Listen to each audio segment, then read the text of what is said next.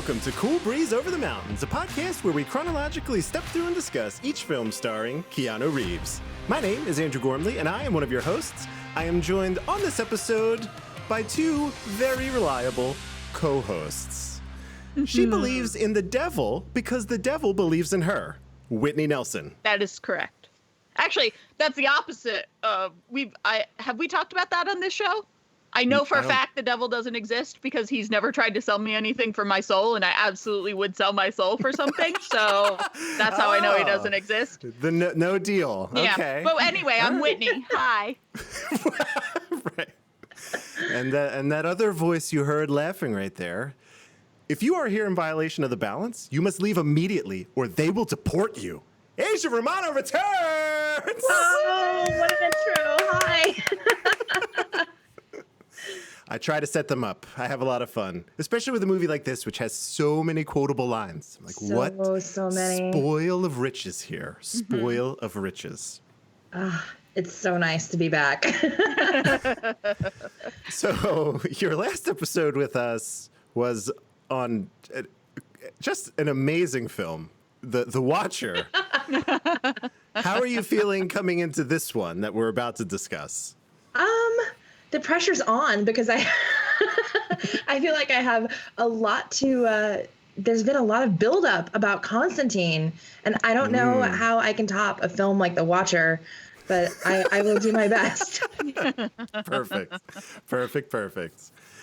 So up top real quick, I want to mention the website's Cool Breeze Pod. Emails coolbreezepod@gmail.com. You can hit us up on Twitter @CoolBreezePod, as so many people often do. It's very lovely to talk to the listeners and fans and things like that. Makes this all kind of worth it. We're not shouting into the void, Whitney. It's nice. People are listening. I know. They're responding. It's really, you feel relieved. And that isn't something that you should feel, but you're like, oh my gosh, there are people out there. Yeah. It's immediately like, oh, I'm not just doing this because I'm a blowhard who wants to hear my own voice.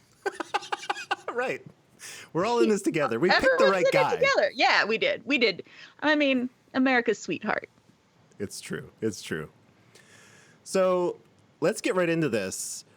Today, not to bury the lead, we are talking about the film Constantine, which is huge. This is our penultimate episode of the season 2 as we've kind of broken these up. So the plot synopsis from IMDb is as follows.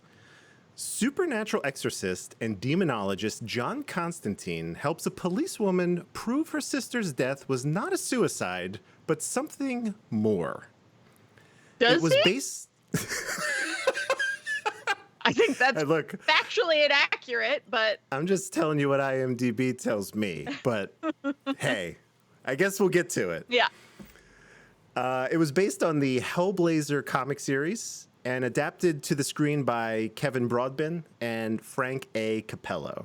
I'm not too sure what else these fellows have done, but there you have it. I think you need to put based on and very heavy quotes there.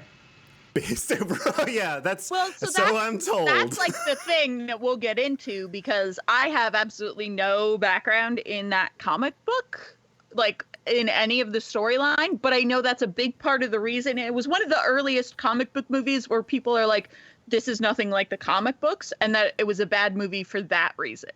I have a lot to talk about when we get to that point, but I'm interested in having the conversation of how loosely based it was.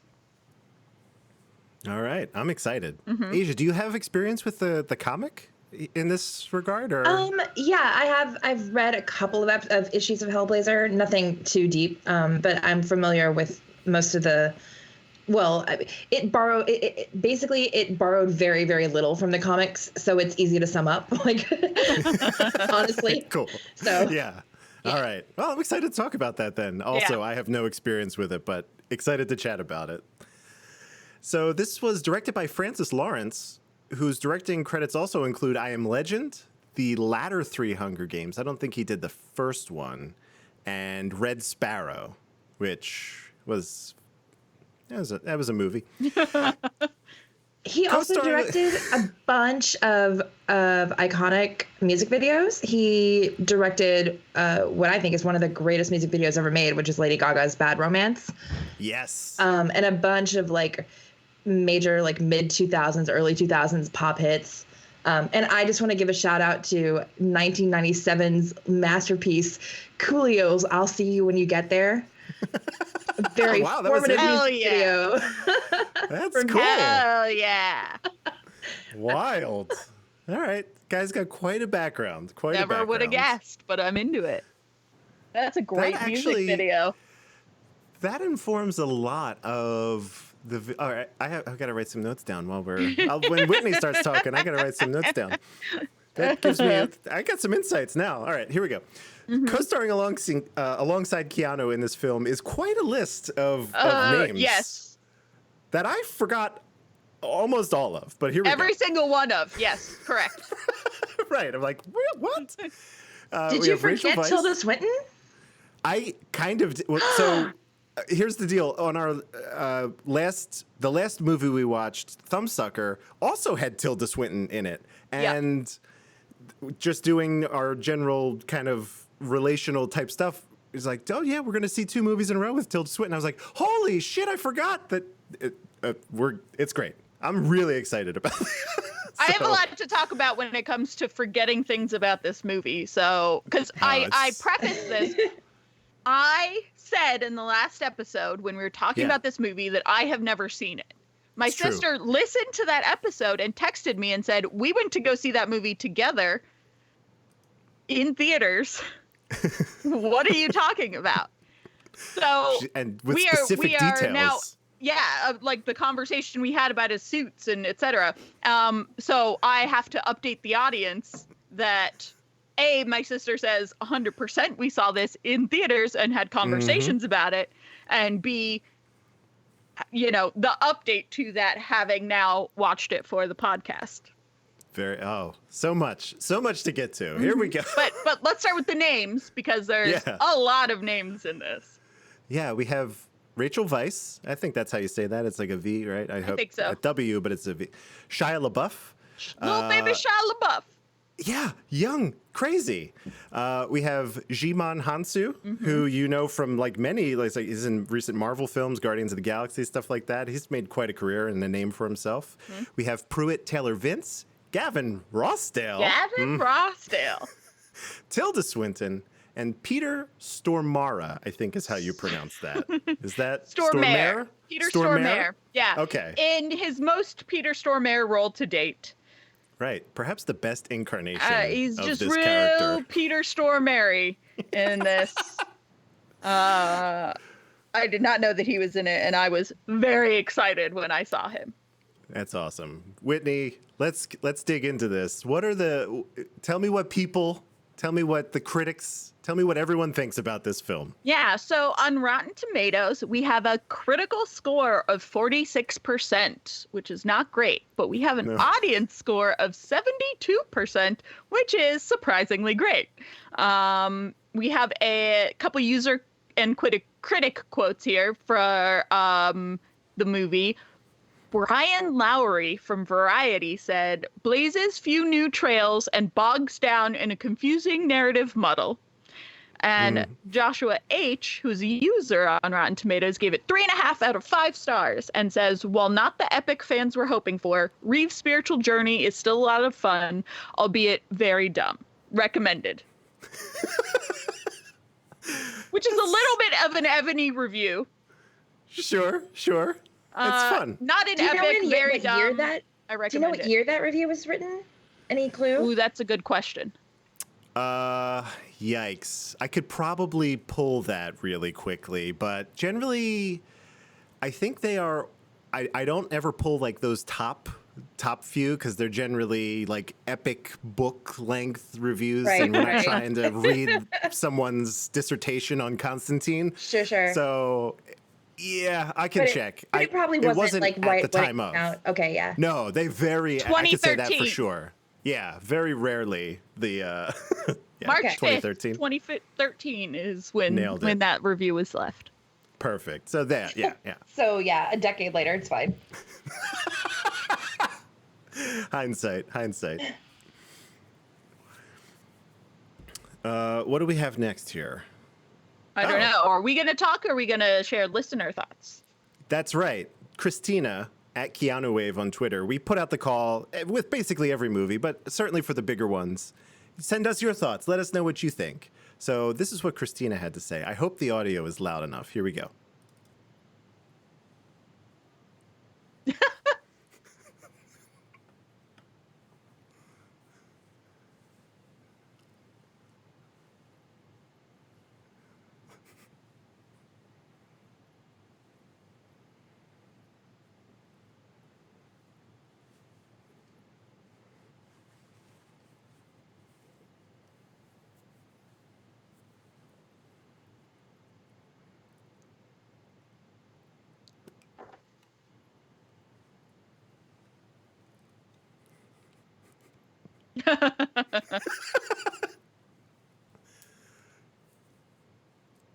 Yeah. That's Christina.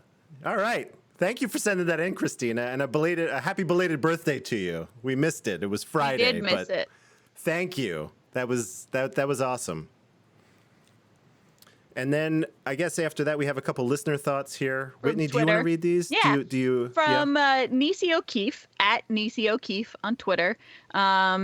Said it should have been a health warning because between Tilda Swinton and Gavin Rossdale, I couldn't breathe for most of it. I nearly died. I nearly died of gorgeous overload. It's a serious condition. And I get where Nisi's coming from. I am picking up what Nisi is laying down. Not so much Gavin Rossdale, never really been my flavor, but Tilda Swinton for sure. And I know that for my sister, this was the like formative Tilda Swinton is my number one crush movie. This was the formative Tilda Swinton moment for I think culturally, people. Honestly. Yeah. Like I think culturally, this was the moment people really went, "Oh my God, who is that?" You know, and kept going, "Oh my God, who's that?" Or at least, at least went, "Oh, it's that person that we lost our minds over in Constantine." You know. Well, like in Thumbsucker, which we just saw, she's like kind of a boring mom. That her whole thing is she wants to be seen more than she is, and I feel like I can't place her in any movies before that in the timeline. Like I don't know what I've seen that she was in before, but she was in Orlando, which is an adaptation of a Virginia Woolf novel? I think it is, but and I don't. About basically like an androgynous. God, I don't even remember the original gender of Orlando, but I think they might be intersex. Yeah. But basically they're genderqueer, and she plays the title role, and that was the only thing I'd seen her in before Constantine, and I had her in my head as like this very very androgynous figure. Yeah. And then after she played Gabriel, I was like completely like my genderqueer heart was like, I will follow you wherever you go.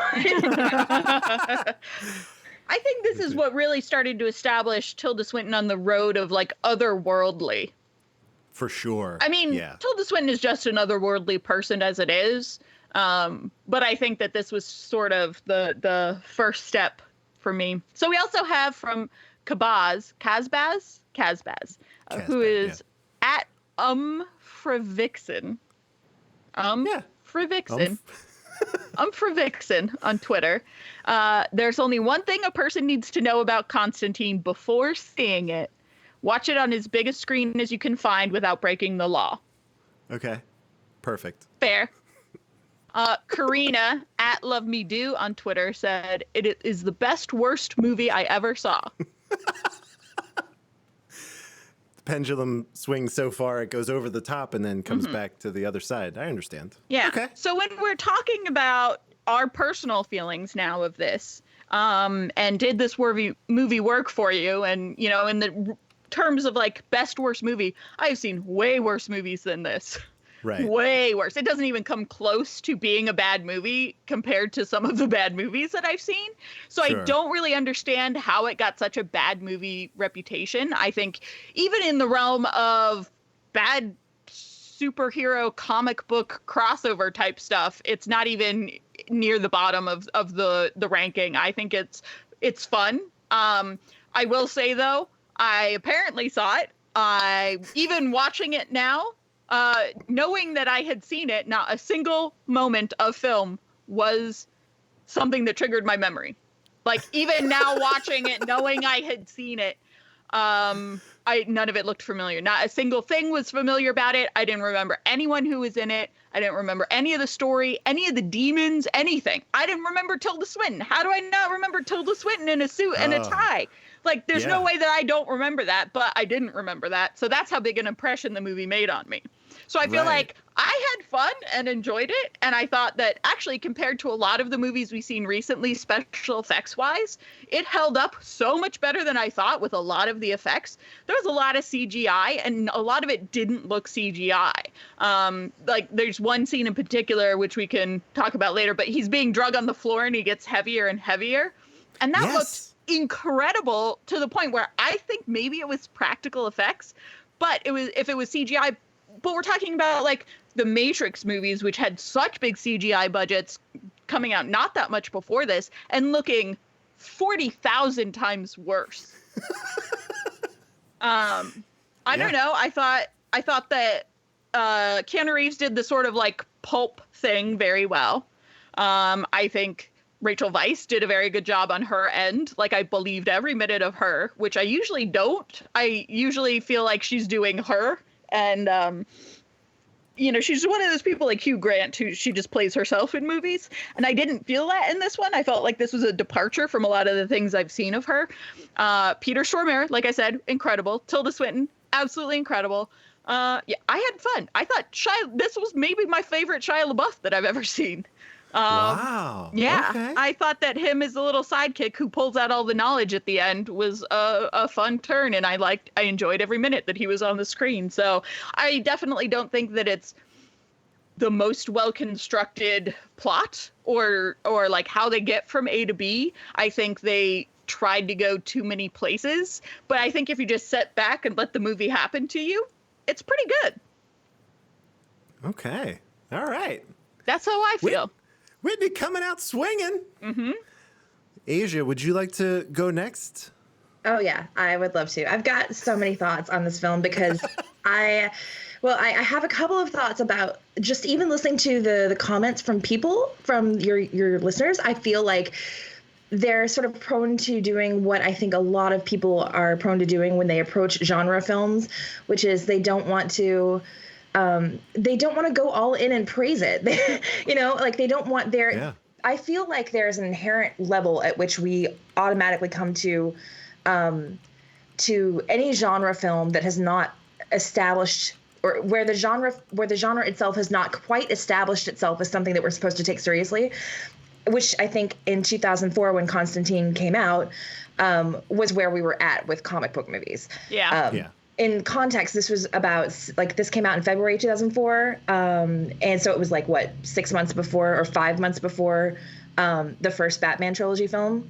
Mm-hmm. Is that right? Yeah. Yeah, that feels right. Yeah. Yeah. So we've got, like, we're in that in-between phase where we don't have the same type of, like, reclamation happening for comic books and comic book adaptations the way that we were seeing with Lord of the Rings at that point, in the zeitgeist, because the first Lord of the Rings movie is what, 2002, 2003? Yeah. Mm-hmm. Are you following me? Yeah, yeah. So basically at that point we weren't allowed to like comic book movies yet. Honestly, like we weren't. The only way we could like a comic book movie is if it didn't take itself too seriously, and it was directed by Tim Burton, and all of the actors were like playing campy, self-aware versions of themselves that weren't too earnest because they were all pastiche, right? Like, yeah. Like, what are the exceptions before the Nolan trilogy? Like, think about them, because I can't think of any except maybe Christopher Reeve's Superman. But then that was the 80s, which is like a whole different, and it was more of like a romance drama than a comic book film, you know? Yeah. If that makes sense. Like, it didn't have it didn't fully embrace the trappings of genre the way that something like a Tim Burton Batman film did. So by the time you got to Constantine, you had the effects of the Matrix sort of reclaiming sci-fi as a genre, and you had Tolkien sort of the Tolkien trilogy reclaiming fantasy as a genre, and we were in the middle of this decade-long mainstreaming of geek culture. and that tipping point hadn't started swinging towards comics yet. So when we got to Constantine, I feel like the studio didn't know what to make of it, fans didn't know what to make of it. It wasn't enough of a comic book movie to be hailed as something like faithful, as a faithful adaptation. So the comic book fans didn't embrace it. But it was too much of a comic book movie to take seriously, you know?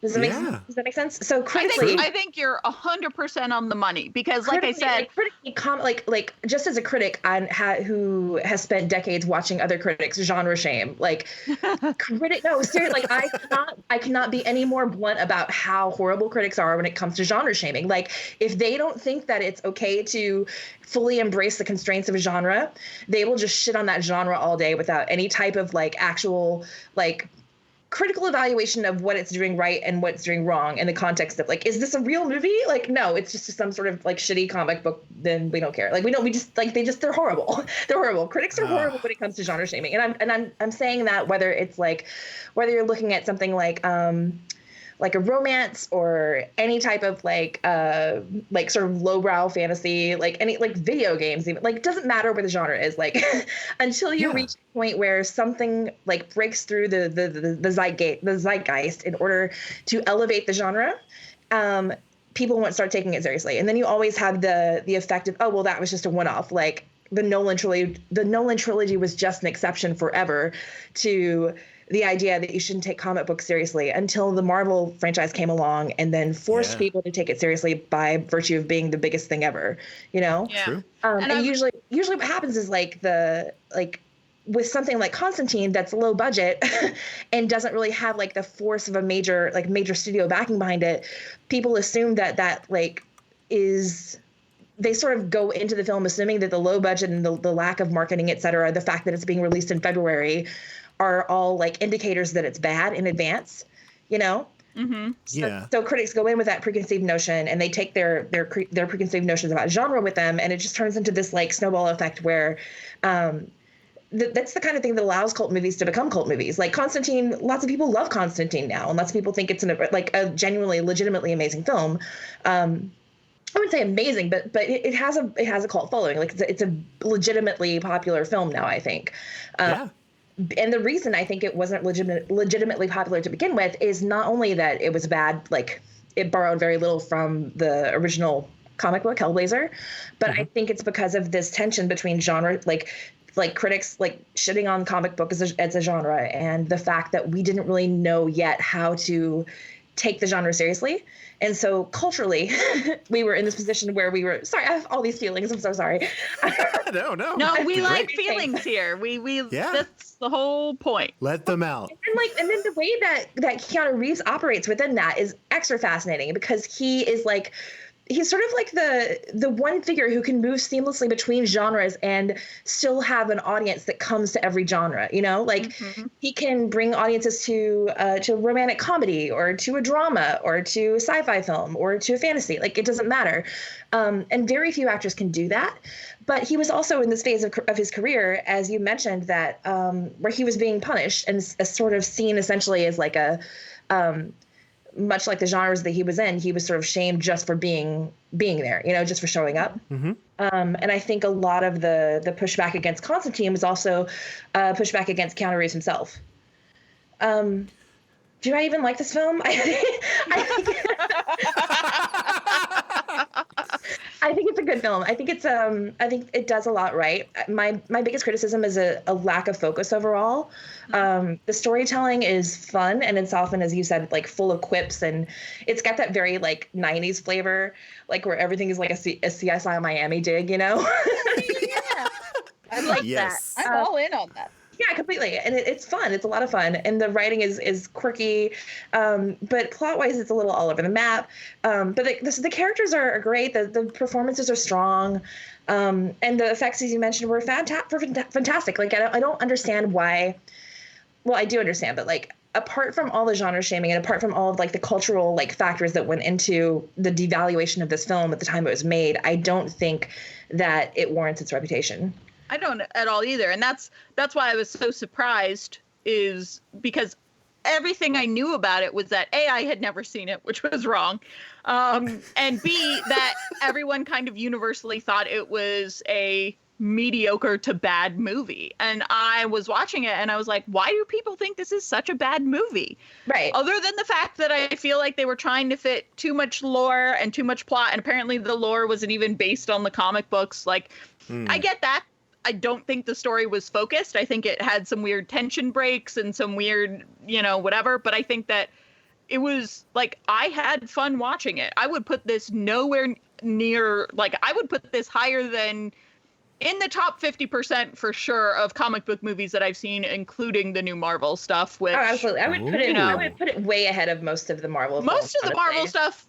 I love the characters and I love the, I think they've got great actors doing them and whatever, but I think they just tried to tell too many stories at one time. I would put this higher than several of the most recent Marvel movies. Andrew? Oh boy. Let me tell you something. I love this movie a lot. Yeah. I really do. This transported, so we have talked about this numerous times. I'm wearing this out. I hadn't seen this since the theaters, and unlike Whitney, I remembered that I saw it in theaters. I also saw it in the theater, and I remember like my initial impression that I even remembered that I saw it in February. Like that's how vivid. Yeah. I don't know why. Like I just remember seeing it in February and being like in this like almost empty theater, being really, really like impressed with this film, and then being really kind of I didn't really get the critical panning because I was like I thought it was beautiful, Right. Beautiful and strange and fun. That is, so all of those adjectives, right? I mean, from the get, this movie transported me right back into that theater to the point where moments before a thing would happen on screen, I'm like, oh, is this the part where, and it happened. And I was like, why haven't I watched this movie since? Because I really, I remembered every kind of major set piece, whether they were big or small. Even like here's the new gear, right? Even the little shuffling. Yeah. I'm like, is this where he gets the shotgun? Or it's like, oh, this is so cool. I tend to agree with a lot of what both of you said. I'll go into a little bit of minutia that I really loved specifically about this movie. I'll start with Asia. You blew my mind when you said that Francis Lawrence directed music videos.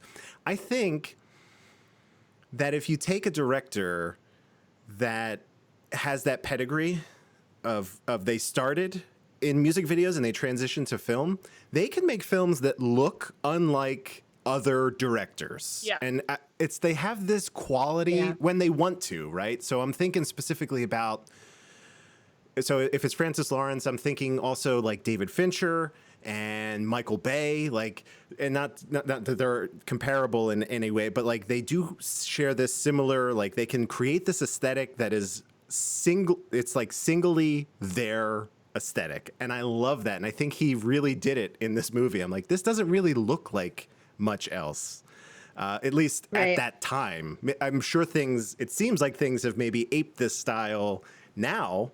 Because there were a couple things I'm like, oh, maybe this is like a John Wick. Like I'm having like these weird like crossover moments here with the dripping neon thing that's going on here. But I really, really like that. The liberal use of slow motion to the point of stopping in this film was fantastic. I love that effect.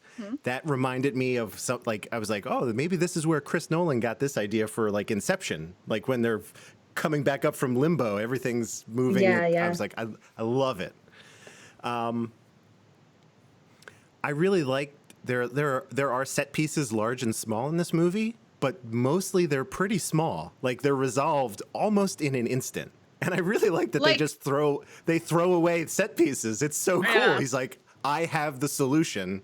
It didn't seem like we ran out of money. It seems like, oh, this dude knows what the hell he's doing. Like and he just solves the problem. When Keanu Reeves is being drugged on the floor and it gets heavier and heavier. That was one of the most impressive parts of that movie to me because A, it looked so realistic, and A, it told so much story in a very, very short visual amount of time.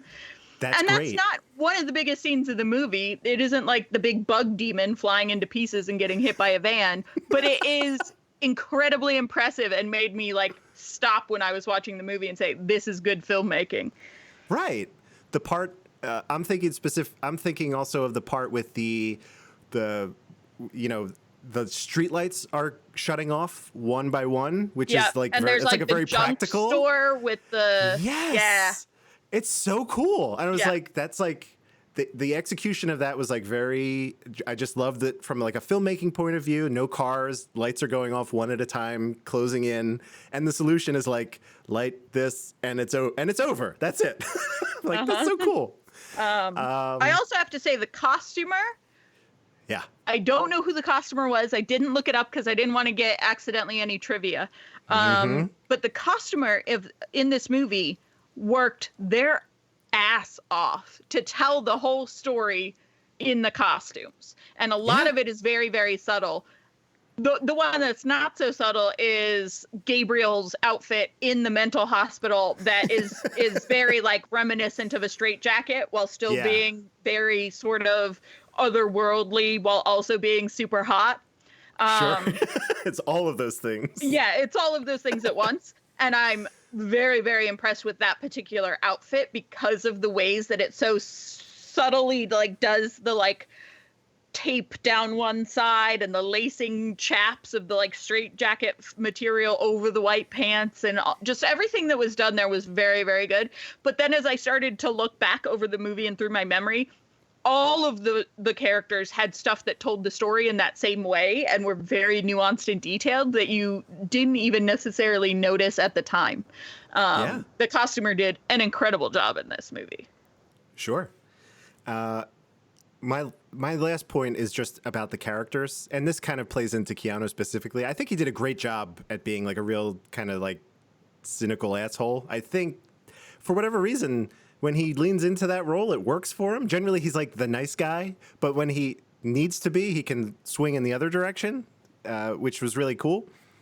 The thing that I really liked most about this was any of the people that we saw as his in that ensemble. I would love to see a story about those people, and I'm sure that's called Hellblazer, right? And I might not read that. It is not called Hellblazer because only one character from Hellblazer, basically, besides Keanu's character, was actually brought into, and I think that's Midnight, Jim Huntz's his role. And I think he was the only character who was actually kept from the series, and which is also another reason, of course, why fans were mad because they didn't really see much of Hellblazer. Like even the look of, I don't know how much you know about Hellblazer, but in the original series, Constantine is blonde. He looks like Sting, and he has a like Columbo-style trench coat. What? Yeah, and so of course, obviously, like Keanu, just physically even is like the total polar opposite. So if you're looking at that, thinking that this is going to be a faithful adaptation, just from the casting alone, you've got a lot of like doubt going in. I actually think that the decision to lose the trench coat was very smart, just from a filmmaking perspective, because I think that there's so much like cultural baggage that we bring to like a story about angels in a trench coat, you know? Not even talking about Wings of Desire, because who's seen Wings of Desire, but like even just like that idea of like what a fated guy in a trench coat says about like spirituality, like that sort of thing. And I think that they did right to ditch that, but that's also looking at the story like apart from its Hellblazer roots, and that's something that we hadn't figured out how to do yet, I don't think. In terms of analyzing comic book movies and figuring out like what makes a comic movie good or bad, you know? And I think, I just wanted to say that they did not actually bring any character at all, except for Midnight, who I really, really loved the way that they brought him to the screen. I thought they did a really, really fantastic job with that character. I just loved his club. I loved his aesthetic. I loved everything about him, and the acting was perfect. So I had no complaints there. But every other character is like basically just written for this movie. It felt very Neil Gaiman in the moment when I was watching the movie. I was like, this guy, the balance, the club, his outfit. Everything seems like something that would come out of a Neil Gaiman story. Yeah, like you can see the whole thing being like illustrated by Dave McKean, that kind of thing. Yep. Nice. Yeah, that's an example. Like, let's get a whole movie about that guy. Like, I would go. Like, if that was the jump off point, and you're like, now we're going to do a Papa Midnight movie. I'm like, I'll I'm going. Yeah. We're gonna do what was Gabriel up to before this? I'm watching that. I'm watching that movie. Like that. There's no ifs, ands, or buts about it. So. I am curious if the bug guy who like sources all of these weird and rare esoteric religious items for John and likes the things that you flip over and they make the noise.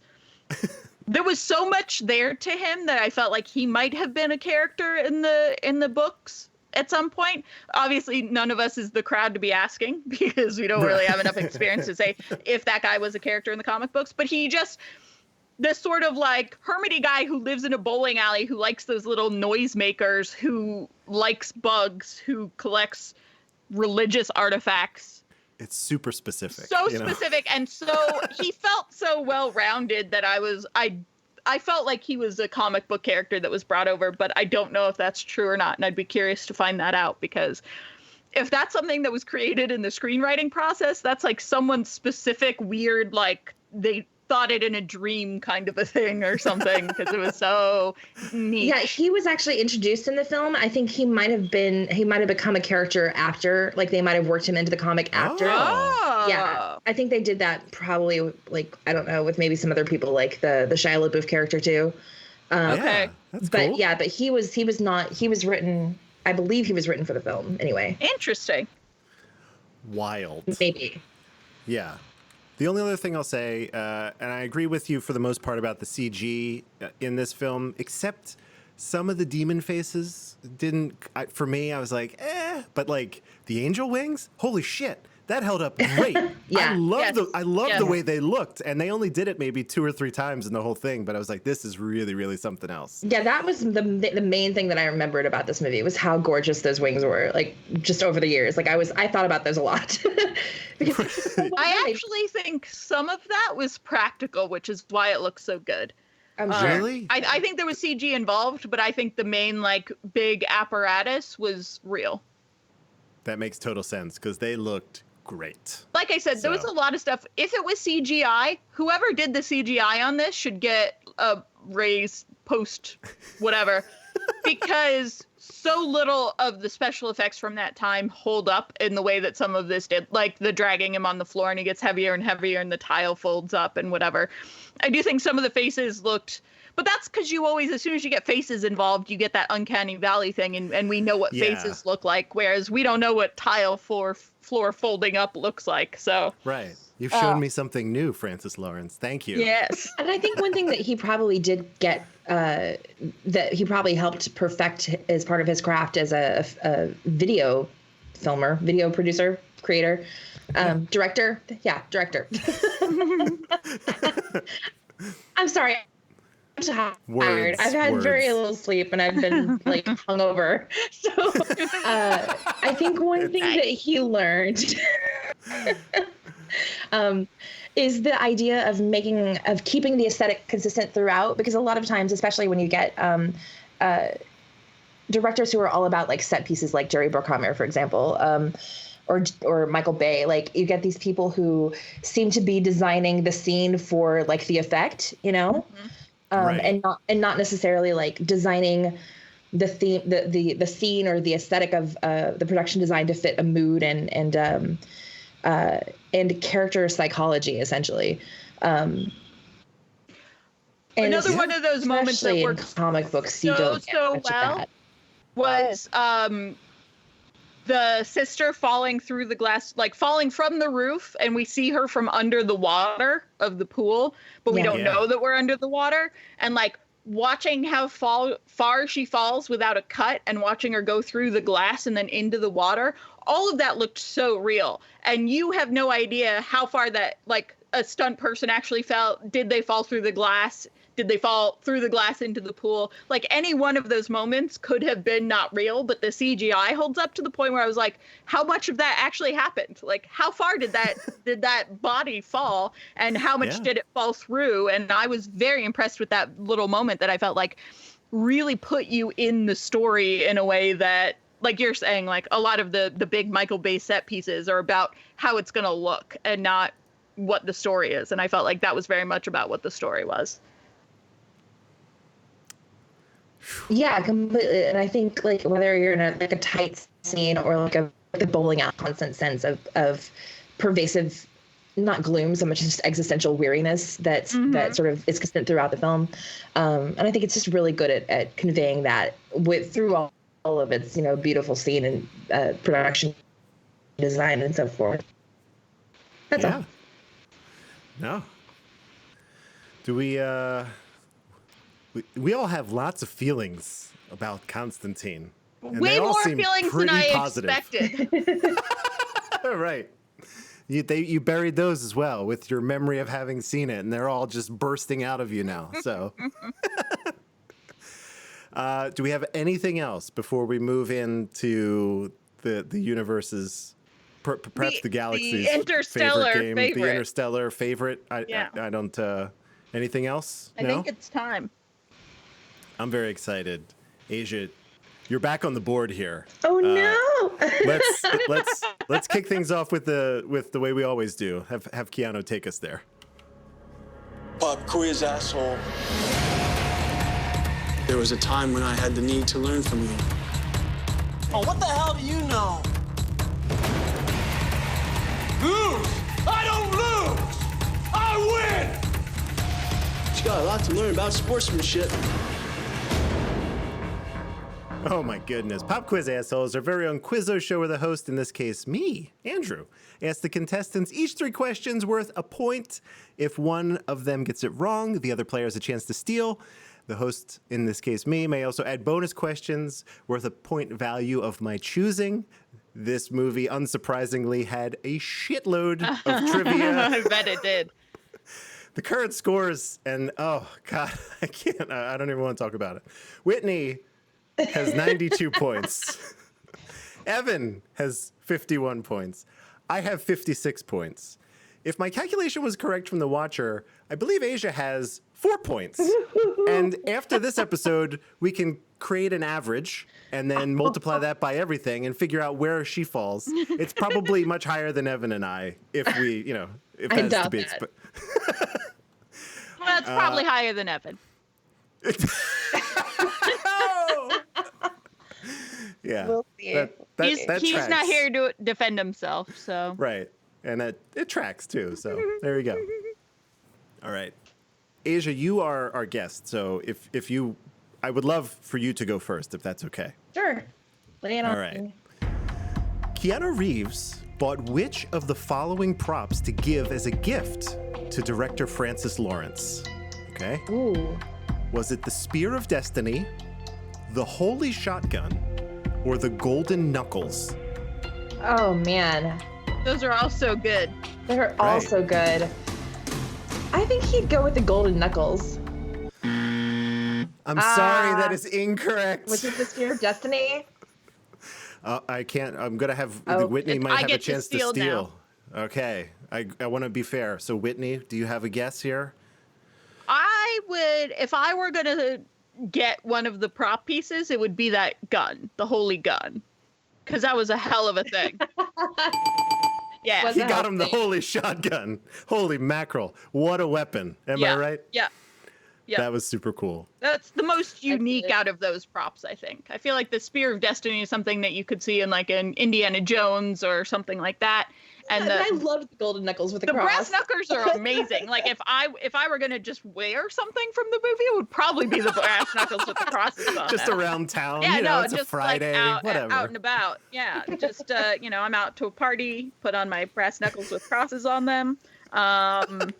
Start punching. It's yeah, fine. but I think the thing that stood out most as unique and iconic was the gun.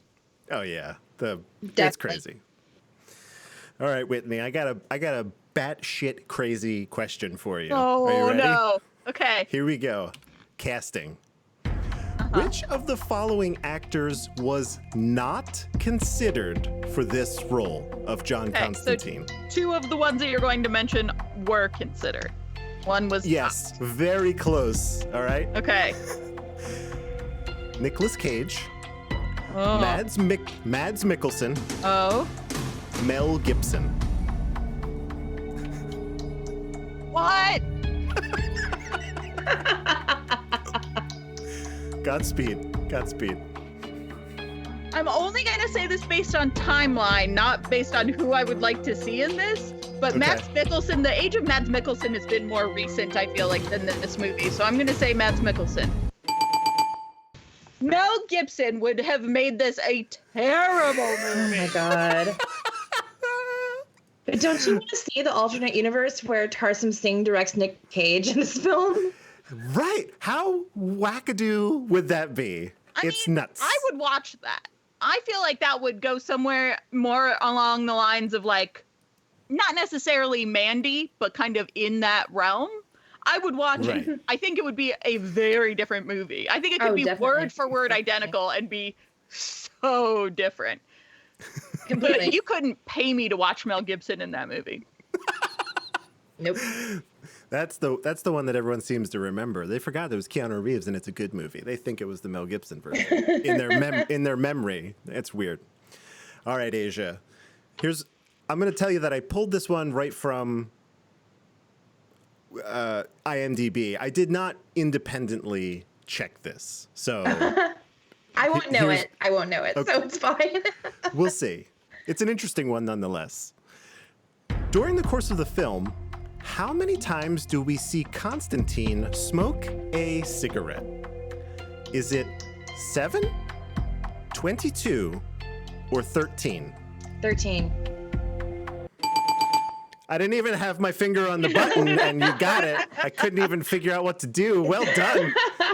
Yeah, no, I think I knew that. I think because I had seen some sort of trivia from somewhere, but not on IMDb, so I don't know how I knew this, but like there was like a fan theory that they did that deliberately because of 13 being like a numerologically significant plot Yeah. thing. That's how I knew that. So yeah. My guess would have been 22 because that's closer to a pack size, and I would have figured they Yeah. bought a pack of cigarettes, and then when they were done, they were done. That would have been my guess. There were some really cool things throughout this film with the numerology and numbers Yeah. and stuff. Like the logo of the bowling alley was very clearly Yeah, a like play on 666. 666. Yeah. Yeah, it was really, really neat. And like you said, they layered a lot in, which was cool. There's like a whole subtext that I did not get until I started It's doing my kind research. of like watching The Good Place for the puns in the background, but it's with Right. like weird religious significance happening in Yeah. the background of this movie at all times that I enjoyed quite a bit. Right. It's that kind of texture that keeps people coming back and wanting to rewatch it, and also that's the sort of thing that gets movies their like mythological, like their mythos, Yeah, it's great. It's great. All right, Whitney. The original script had hell depicted as a black void with a floor covered in oil, but was then changed to a visual Francis Lawrence much preferred. So the version of hell we see is based off of what? The inside of a blast furnace, a nuclear bomb detonation, or a firestorm that Francis Lawrence witnessed as a child. Whoa. Oh, that's a good question.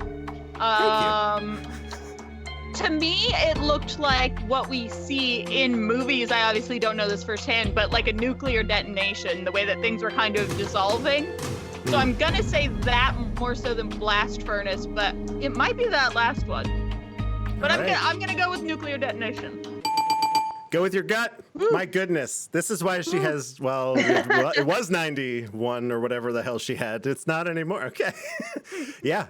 He was like, no, we can't do this. We're going to go with this nuclear bomb thing. It looks a lot better. And I tend to agree. Yeah. I think thought it looked great. Yeah. They kept the black drippy stuff because you see with Satan at the end. I That was loved essentially that. The like what star on yeah. his feet. I loved that. That was so like simple but heavy with symbolism in so many Yeah. different ways, and it Yeah. just also just looked creepy. It was so good. All right. Asia, this is going to rely on your knowledge of comic book movies, but you seem to be pretty good at this. So don't know. here we go. The Spear of Destiny prop from this film was the exact same one used in this 2004 Dark Horse Comics movie, also about demons. You just have to name it. I cannot give you multiple choice. Oh It's too shit! straightforward. 2004 Dark Horse comic movie also about demons. Oh shit! What came out in 2004? Of I course. think I can too. Oh my god. Demons. 2004 Dark Horse. It would that wouldn't have been like Demon. Oh shit. I don't think I know this. Demons. All right. I'm so all right. sad not to know a thing about demons. Okay. All right. I'm gonna have to unfortunately hit that. No, Whitney, go ahead. Go for it. are you gonna? What is Hellboy? That's the one. Say Hellboy.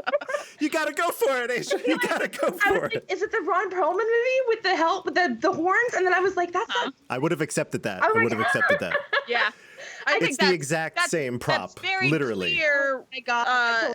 that you knew the answer if you had said the Ron Perlman movie with the horns. I literally was like, is it the Ron Perlman movie? And I was like, don't say that. You should have, because everyone would have given it to you. Everyone would have been like, no, Asia knows what movie it is. Right. It's fine. The It's a slip. the reason why is because I was at my piano bar last night getting drunk. Like you do. And the gay guy next to me like develops this instant crush on this guy who he swears is a young Ron Perlman.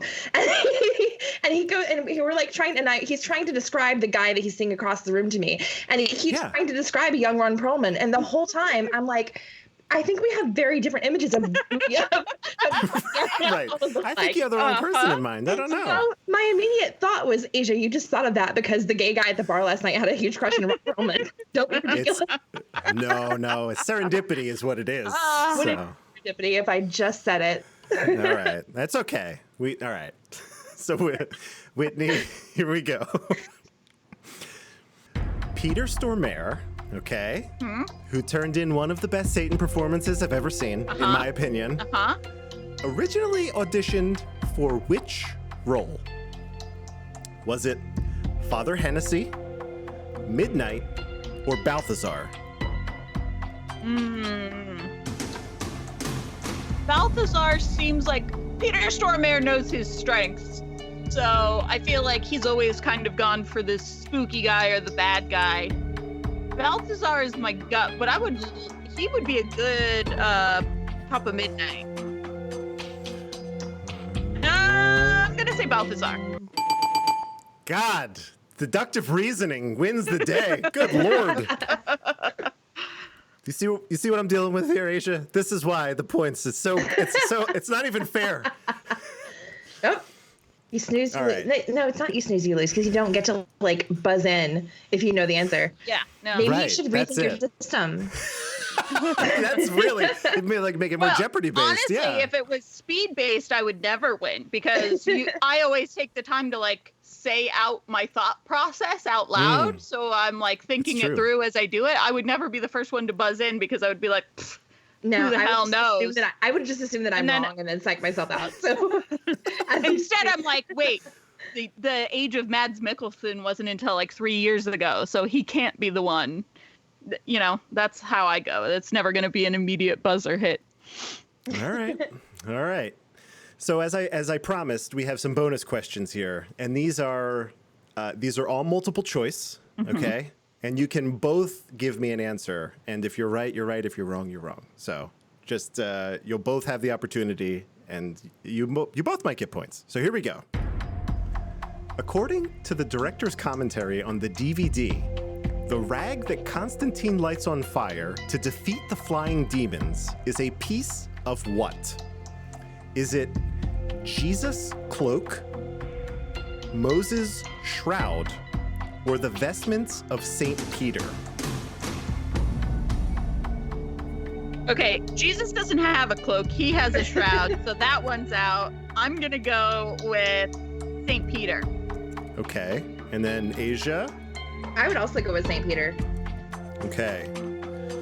Well, Ah, it was Moses' shrouds, apparently. How does Okay. Moses even have a shroud? I didn't know Moses had a shroud. The only shroud I'm familiar with is Jesus' shroud. Yeah, the so- shroud of Turin. That's- Yeah. Right.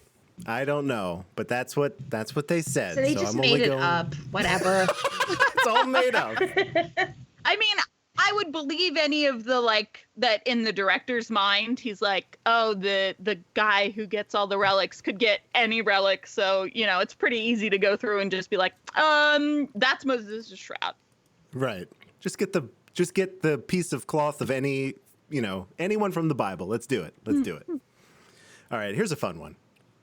The holy water hand grenades were actually just what? Were they miniature evaporating flasks? Were they travel-sized vodka bottles? Or were they Christmas ornaments? Christmas ornaments. Okay. I hope they were travel-sized vodka bottles. So we're gonna go. All right.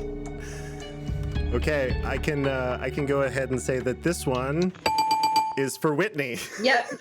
They were Christmas ornaments. They were just little. I specifically remembered baubles. them being round and like rolling on the table when he set them down. Yeah. I was like, they're definitely Christmas ornaments, but I'm just gonna go with the vodka bottles because because that's what I Travel want. It would be more fun if they looked like airplane little vodkas. That would be more Yeah. fun, and I would appreciate that. But I specifically remembered them rolling on the table, and I was like, what kind of container is that? Okay. All right. I got this last one here. This one blew my mind, and I hope it's true because it's crazy. But here we go. The character of John Constantine was originally created by which prolific comic book writer? Was it Frank Miller, Alan Moore, or Warren Ellis? I was Alan Moore. I believe. That's my guess. Yeah, that's my guess too. Yay. Nailed it. Nailed it. He did not take credit for it. He was not. There's a whole story there worth checking out. It's like a long paragraph on the IMDb trivia about Alan Moore. I recommend it. It's worth a read. Dude is crazy. All right. So, given all that, oh my God, what's happening with these points, Whitney? She did it. I can't believe it. We've reached a very The momentous trip occasion. ditch. Oh my God, she's in triple digits, everybody. Whitney moves up to 101 points. Congratulations. Thank you. I have as many points as there are Dalmatians.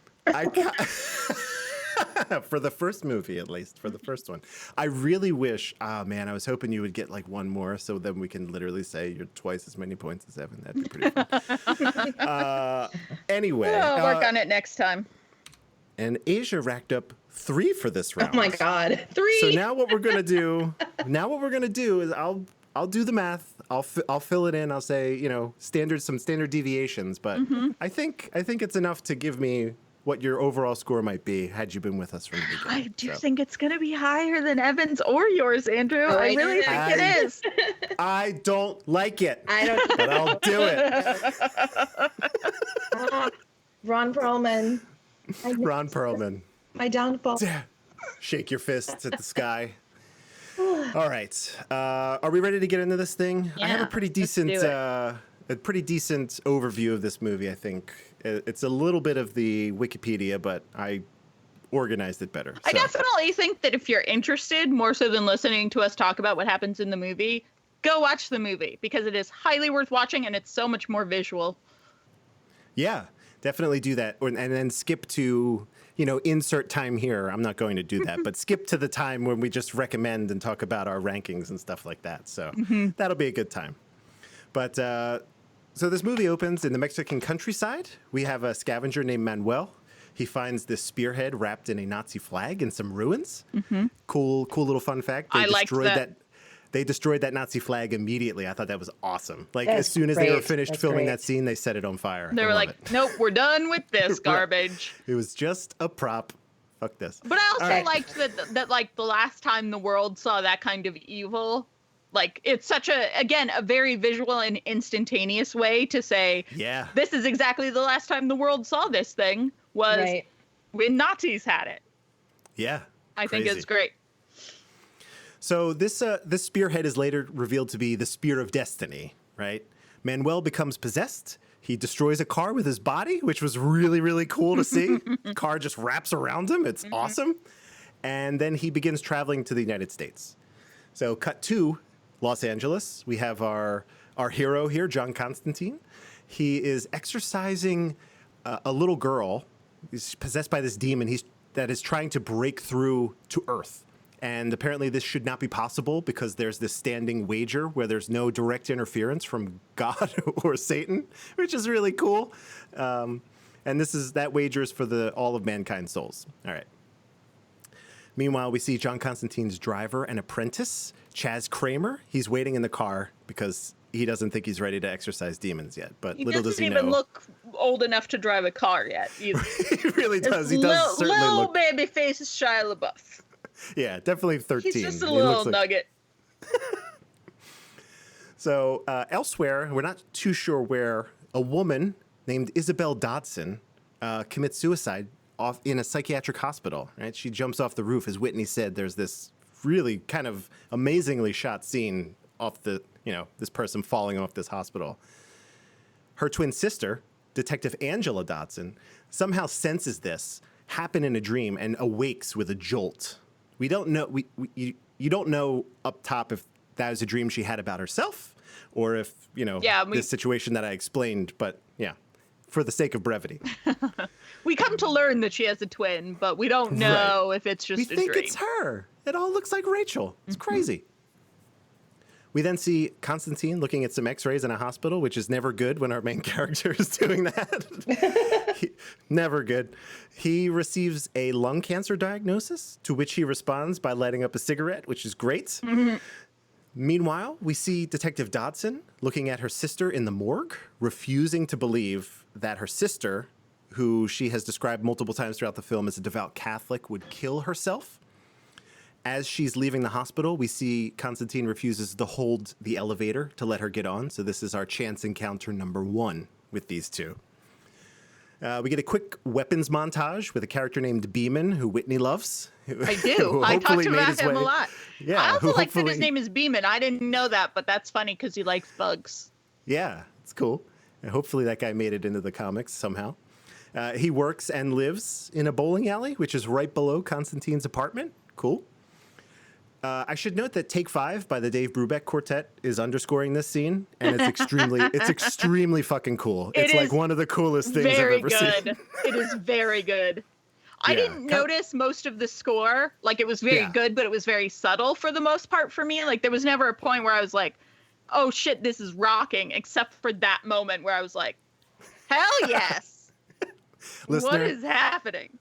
Listener, I would normally not do this. If you're listening right now, just pause the podcast, go to your streaming platform, pop on Take 5 by the Dave Brubeck Quartet, jam out, then come on back. It's going to be great. Yeah.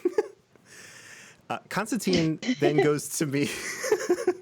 He goes to meet with the half angel. I think that's what the half angel Gabriel, right? Played amazingly by Tilda Swinton. This is awesome. He asks Gabriel for a reprieve, because based on this information he's got, so he can hang around for a little bit longer, maybe fight some more demons, try to build up some more karma points, stuff like that. Gabriel declines, telling Constantine that he only exorcises demons for selfish reasons and cannot buy his way into heaven. I love this interaction that the two of them had. Love it. And that last little bit where Tilda Swinton leans in and says, you're going to die young because you smoked 30 packs a day or whatever, 30 cigarettes a day, and you're going to go to hell because of the life you took. Sorry, That's the way it is. Little foreshadowing. We're like, what life? What is it? What did he do? Love it. So parallel to this, in the same exact church where Constantine is meeting Gabriel, Detective Dodson is here, and her visit is to plead with a priest about getting her sister a Catholic burial. And she's refused this because that suicide, you're disqualified, right? Mm-hmm. So you're like, oh, okay. It's kind of cool. They both walk into the church and you think they're both going to see the same person, but then they break off into two totally different conversations. It's real fun. Mm-hmm. I like that world within the world, or beneath the world, rather. So they both exit the church at the same time, having their requests denied. Constantine goes for a walk. He leaves Chaz behind, who had presumably driven him there. And that's how Angela finds out his name. He's yelling, Constantine! She's like, okay, Constantine, I'm a detective. I'll remember that. Good. Constantine is then assaulted by a demon made of various bugs right in the middle of a street. This was like the Anchor iffiest stations. Anchor stations. Yeah, crabs That's for true. some reason. He does kick a crab in a hilarious fashion. It was really, really funny. This was, I think, the most comic booky scene in the whole movie. For sure. Like, and there's a this lot was of what stuff didn't that- hold up CG for me. Yeah, that looked very sort of graphic novel-y. There was a lot of nods to stuff, but this felt the most like a comic book movie was when there was the demon made out of bugs and the way that it swarmed and the way that it got hit by the van, and that's how it was, like, quote-unquote defeated. Yeah. It all felt very silly comic booky to me. But everything else, that's the only time that I felt that. I will say I liked the CG when they were a swarm, but when it came together and it had a face, I was like, ugh, not so much. But the swarm looked great. Like, I was like, they did a really good job with a swarm of crustaceans and bugs. Real on point. So at this point, Constantine goes to visit a fella. Excuse me, sorry. Oh, no problem. He goes to visit a fella named Papa Midnight. And this person is I want to say like a shaman or a witch doctor. I don't know if it's. He says he used to be a witch doctor. Yeah. Okay, yeah, that's cool. So yeah, and you kind of get that vibe. He goes into this place, you're like, great, I love this whole club situation. So Like it's the like whole this. like purple velvet, Yeah. red. It's like an underground speakeasy from the 70s with a Yeah. with like a Caribbean vibe or something. Yeah. Yeah, and we find out that this is like a neutral ground, right, where the half breeds don't have to hide who they are; they could just be themselves. This also gave me like slight tinges of the Continental from John Wick. Like, we don't do business here. I love that. It's so cool. So Constantine is admitted into the club via a pretty wild test of like, guess which card. I love that too. Just like he holds up a card, he's like bird on a ladder or whatever. Real cool. It's like rat in a dress or something. Is that it? Yeah, there were a couple throughout. It was really, really, I loved it. It was great. So Midnight doesn't believe. Constantine tells him, look, I was just attacked in the middle of the street by a demon. And Midnight's like, nah, that's not true. Constantine, he just brushes him off. Constantine leaves, and on his way out, we meet Balthazar, played by the lead singer of Bush.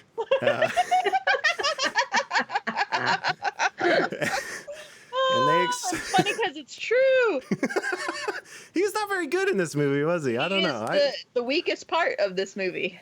Yeah, which is sad because it could have been a cool role for somebody with a little bit more experience. So they exchange some words. It's very clear they don't like each other at all. But again, no business can be conducted here. So Constantine bounces. We're watching security footage of Isabel's suicide. We see that this is Angela sitting in front of her computer, just poring over it. And in one pass, we get this really weird take where Isabel turns around and says Constantine's name, and then we go back, it's gone. But, Constantine, I remember that. He's the guy from here and the guy from here. So Angela finds him and asks him to help investigate. He turns her down, but soon after they are attacked by all these crazy winged demons and one of the really cool set pieces of this film. And Constantine's like, I don't think they were after me. So he agrees to help. Constantine, he then briefly transports himself to hell by ruining his shoes and smushing the face of a very nice cat. I just thought this was great. It's like, you get the bowl. It's like, get the thing you used for a turkey. I need that. Fill that with water so I could put my shoes in it. So once he's there, he sees Isabel is in hell, and she is constantly reliving her suicide. So, and at that point, we also learn a little bit about. So after that transpires, he's like, I need to eat. And then we learn a little bit about Constantine. And this is told through flashback. So I do want to just interrupt real quick before we get too much into the Constantine flashback stuff. Sure. The sister suicide is by far the most muddied part of the plot for me. Because the whole time she's like, my sister would never in a million years kill herself, over and over again. But she's in hell, which means she did kill herself. Mm-hmm. she's reliving the suicide over and over again. So it means that like she didn't want to be killing herself. I just feel like they tried to put too much information there and didn't follow up on enough of it. They kind of brush it a little bit when Constantine mentioned something about psychiatric care and how it made everything worse. Yes. But I just think that this is too, like, for example, the IMDb plot synopsis says to prove that her sister didn't kill herself. And it's like, well, but she did kill herself. I feel like this was the part that was the most bartering for her soul at the end, was like a whole other thing. And I felt like that was everywhere that the sister got involved was where the plot was like getting away from itself. I feel like all the stuff that Constantine was doing and the like A to B to C of solving a mystery, you know, like a pulp detective thing, was all made sense and all flowed well and was all made sense to me. But the second that the sister, and whether she was in hell or not, and whether it was suicide or not, and who compelled her to jump and all of that, I feel like that's every time that she was involved, that's when they lost focus on what they were doing and it got a little bit like wibbly. Yeah, I think that's part of what I meant about the lack of focus, but I think that part actually deserved more focus, like a more thematic focus.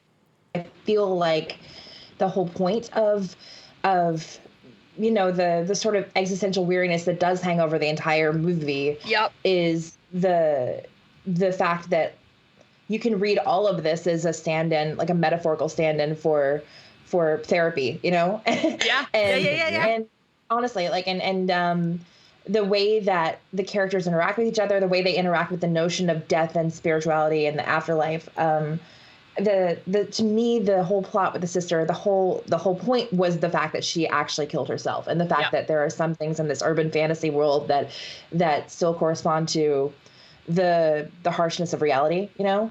But I feel like the fact that they were so invested in making it a quote unquote comic book movie, you know, that they took it away from that storyline. Yeah, exactly. Helped that theme get away from them. Yeah. That honestly probably would have undone a lot of people's problem. I don't know. That sounds great to me. I got chills when I was thinking about that movie. Really, I did. Well, I think that goes to the overall critique a lot of people have with this film, which is something could say to the end, which is that it should never have been tied to Hellblazer to begin with. It should have been an urban fantasy, like a dark urban fantasy, looking at like the, you know, this original character, basically. You know, because most of the characters in the film are original anyway. Realism, philosophical. I think it should have stood on its own. I mean, like Sandman or Neil Gaiman, honestly. Well, not Sandman is a comic, but but that's basically that type of urban fantasy, just like we were talking about earlier, like the which was very, very popular, at least in terms of like young adult novels back in the era of this film. And which still is if you're Whitney. It also might have been a reason they wouldn't want to do it. Like they might not have wanted to like be seen as like a teen. Or like trying to do or like I don't know, like an adult Harry Potter or something, you know, like that type. Okay. Yeah. Man, I really want that movie. All right.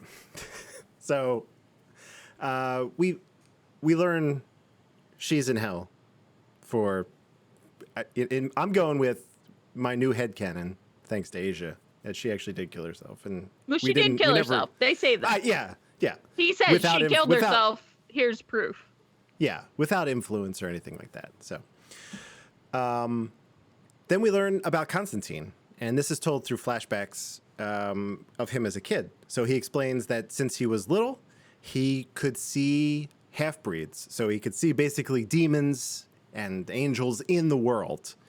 And after many failed psychiatric treatments, his parents were just super concerned that, you know, they gave him shock therapy, probably medicated the hell out of him. And that's when he said it made it worse. Right, and that made it even worse. So his solution, you know, common theme, he committed suicide. And he was dead for 2 minutes and technically in hell because of it. But they were able to revive him. But because he already did it, it's a mortal sin, he is still condemned to go to hell once he dies again.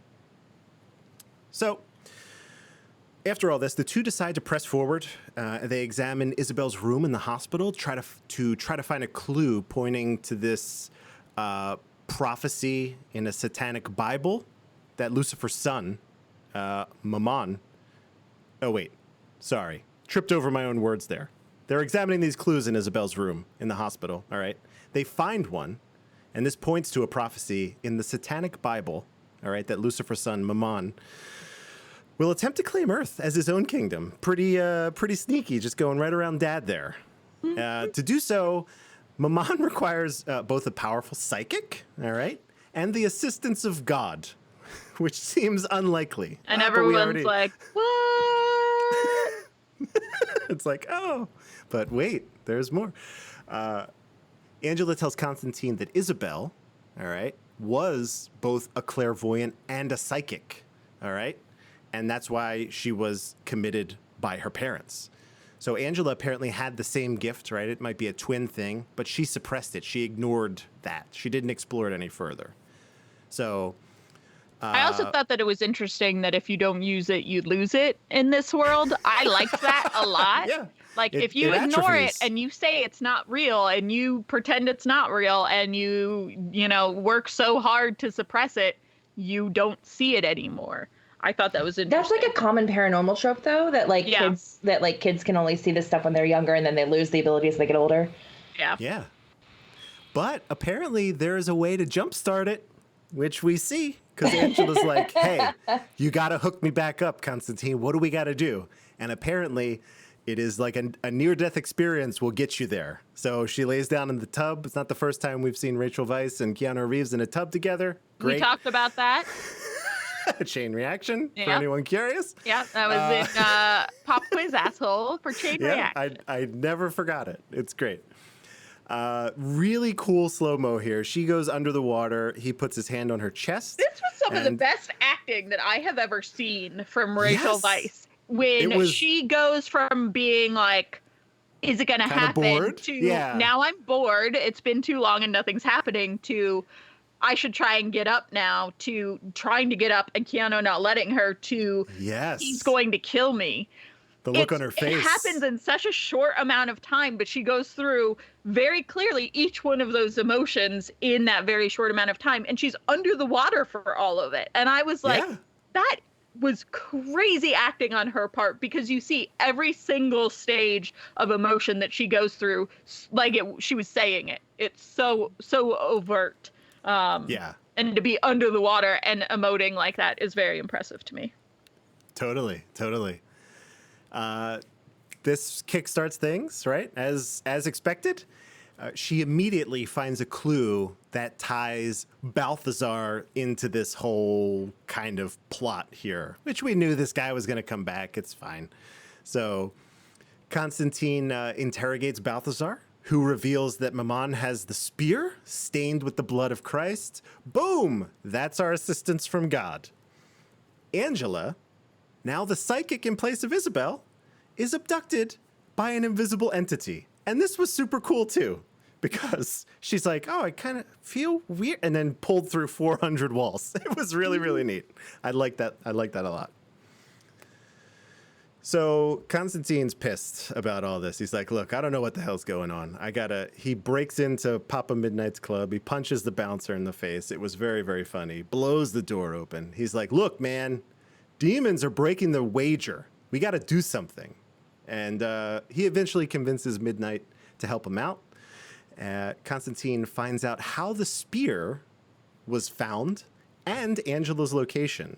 I just want to say Keanu is great in that scene. I was really, really impressed at how he managed to be like Keanu-y, but also really like, what's the word I want to use?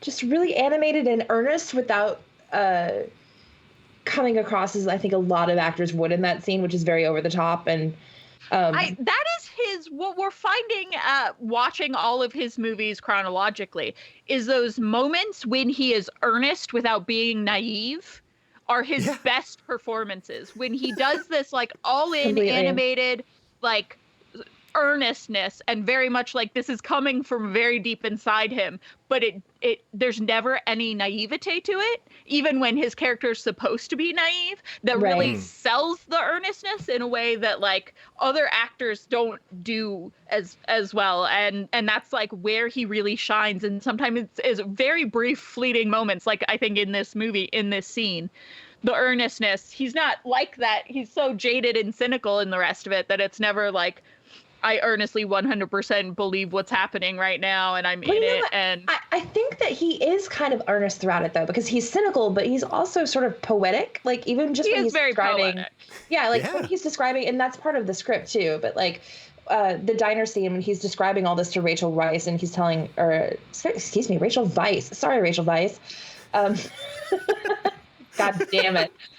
We do know that she listens to this podcast, so it's a good thing you apologize. Sorry, Rachel. It's a good thing you like complimented her acting like a whole bunch for this. Profusely, yes. But yeah, like it's very poetic and very impassioned without being like overblown or like it's still weary. It's still world weary, but it's also sincere, which I think is really a difficult balance to get right. And I think he gets it. He walks that line, I think, for most of this film, to me anyway. Yeah. Absolutely. So he does track down the spear and Angela's location. They're actually one and the same. They do that by using the electric chair that was removed from Sing Sing at one point. Really cool. Constantine, he arms himself with many instrumentations, and he goes to the hospital. He brings Chaz finally along. Lets Chaz come, because while they're making the bullets, he's the only person there who knows anything that's going on as far as like the history of the thing, or the people that they're up against, the like type of demon and what they're vulnerable to. And I just loved it because it was such a just genuine moment that I love anytime it happens, when like the naive kid who's passionate has done all the research because they're not let into the gang, and then they're the one that pulls it out. I love that anytime it happens. But it was a very satisfying moment in this one. So Chaz gets to come because he knows what these demons are weak to and how to defeat them. That it was a cool idea, and in that scene I really loved Papa Midnight, because the focus is on Constantine, but Papa Midnight's kind of just a little out of focus over his shoulder. He steals the scene a little bit right in that one shot it's where so he's like, "Oh, it's great. Oh, look at this kid."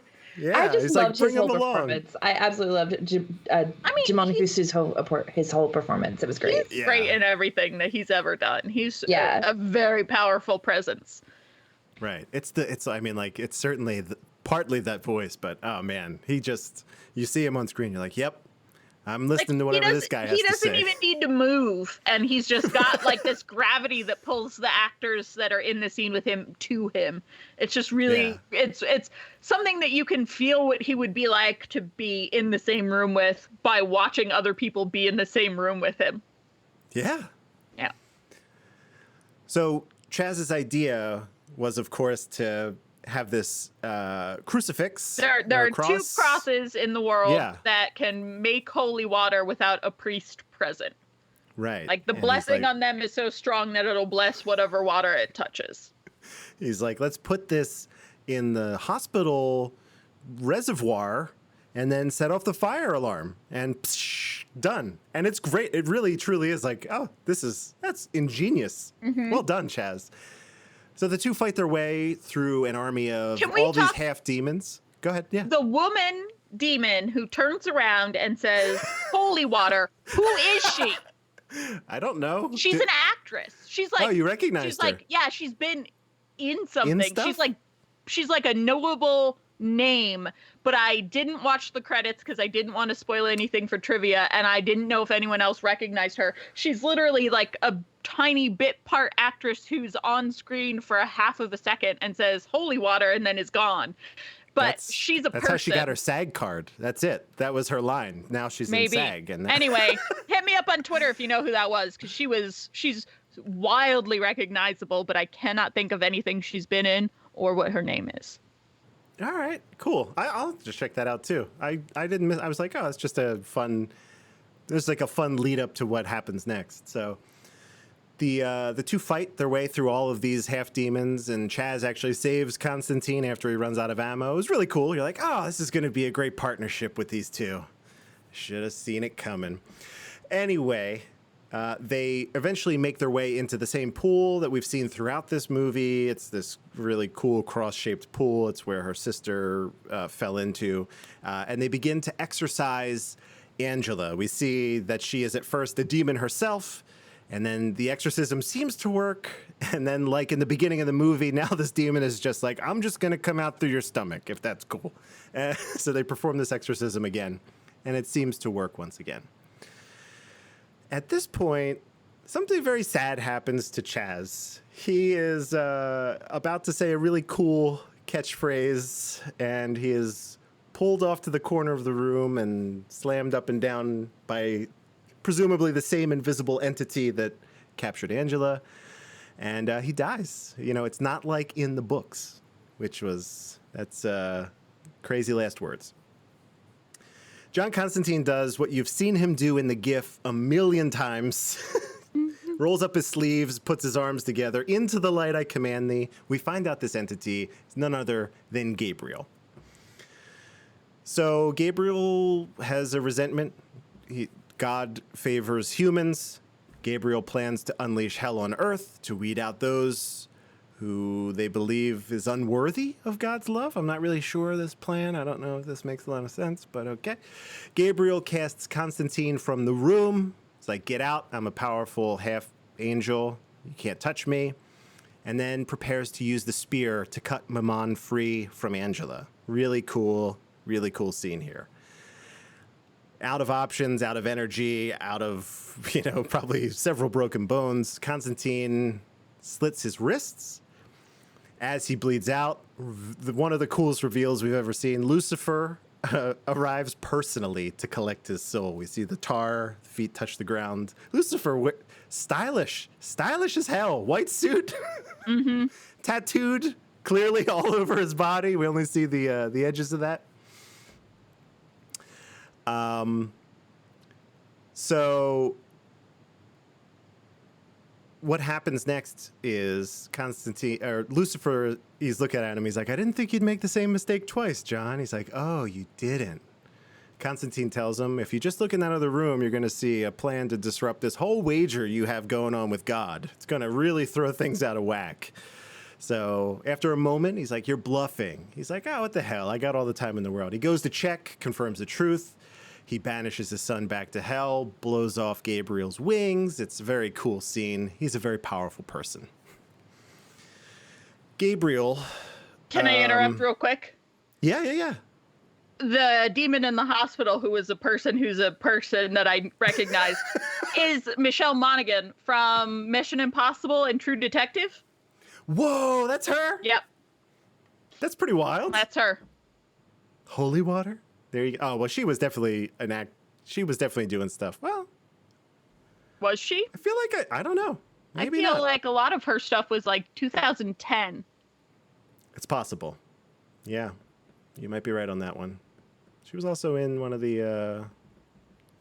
I'll look into it. That's cool. Yeah. That's some cool trivia right there. I was scouring IMDb while you were talking, and I found her. You just earned another point. Now you have twice as many points as Evan. So research pays off, kids. There you go. Do your homework. Lucifer, like I said, Gabriel was like, oh, I'm going to fight you. Lucifer goes to smite him. It's like, fist comes up short. Uh-oh, you're not backed by the big man upstairs anymore. Lucifer dispatches Gabriel, not just turns Gabriel human, really. The wings go back into the pool, all that stuff. Lucifer then grants Constantine a wish out of gratitude for helping maintain this balance, and assuming he'll ask for an extension, as he says. Constantine asks, actually, that Isabel be released to heaven, right? Lucifer, he's like, whoa, this is, what a twist, all right? He complies. He's like, done. It's done. She's there. But he realizes just a little bit too late that he can't take Constantine to hell as a consequence.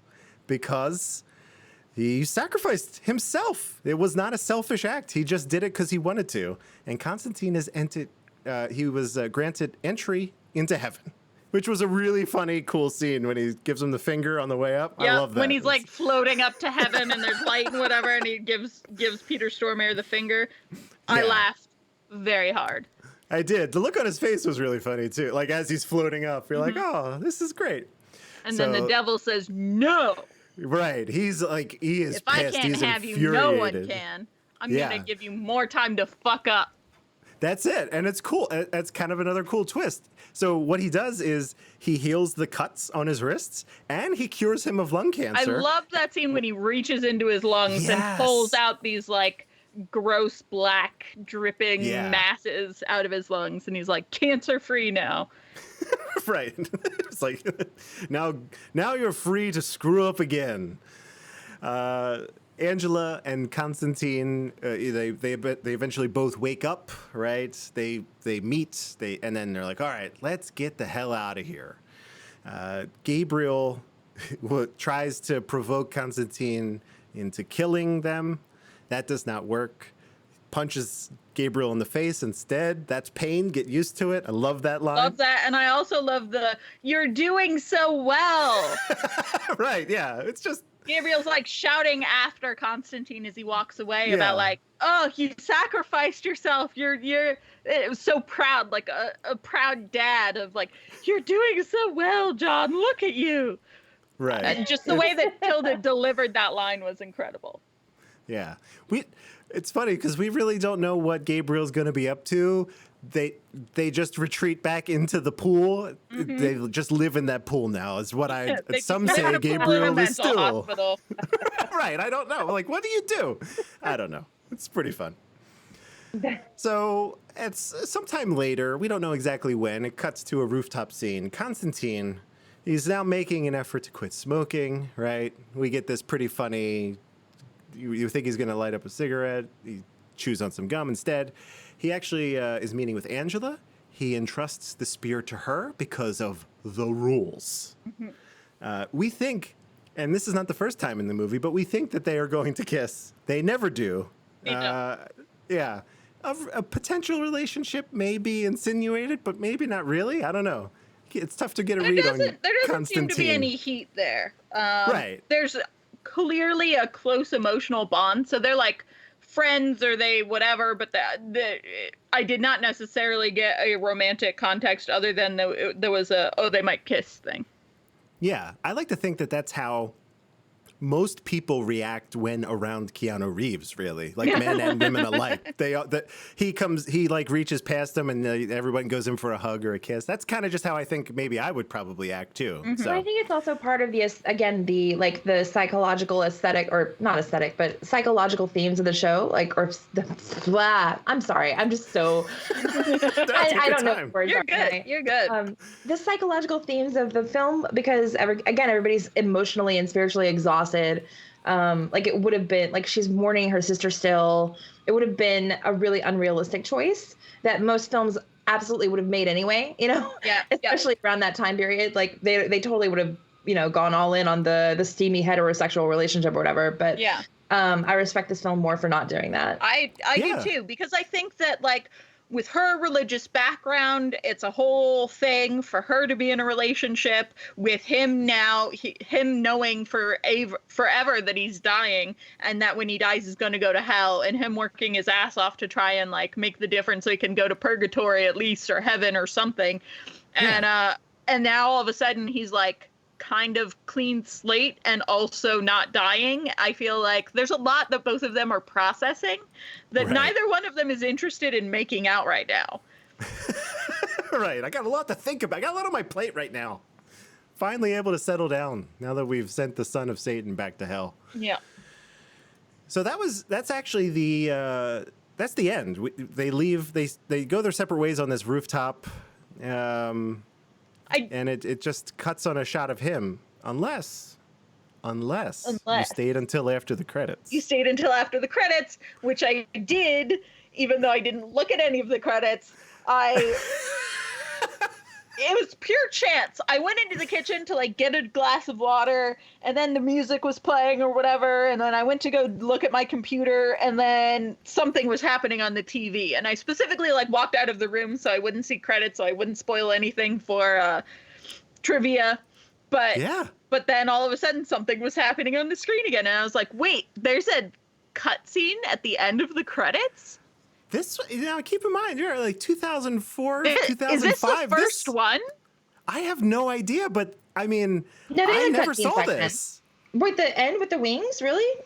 I had never, well, in the theater, I think it was a different time. I was not trained to like wait, and like Marvel movies were and maybe not Marvel movies, but like probably the Nolan Batman movies or something. They were the ones that trained me to stay like, oh, you got to stay after the credits for something special.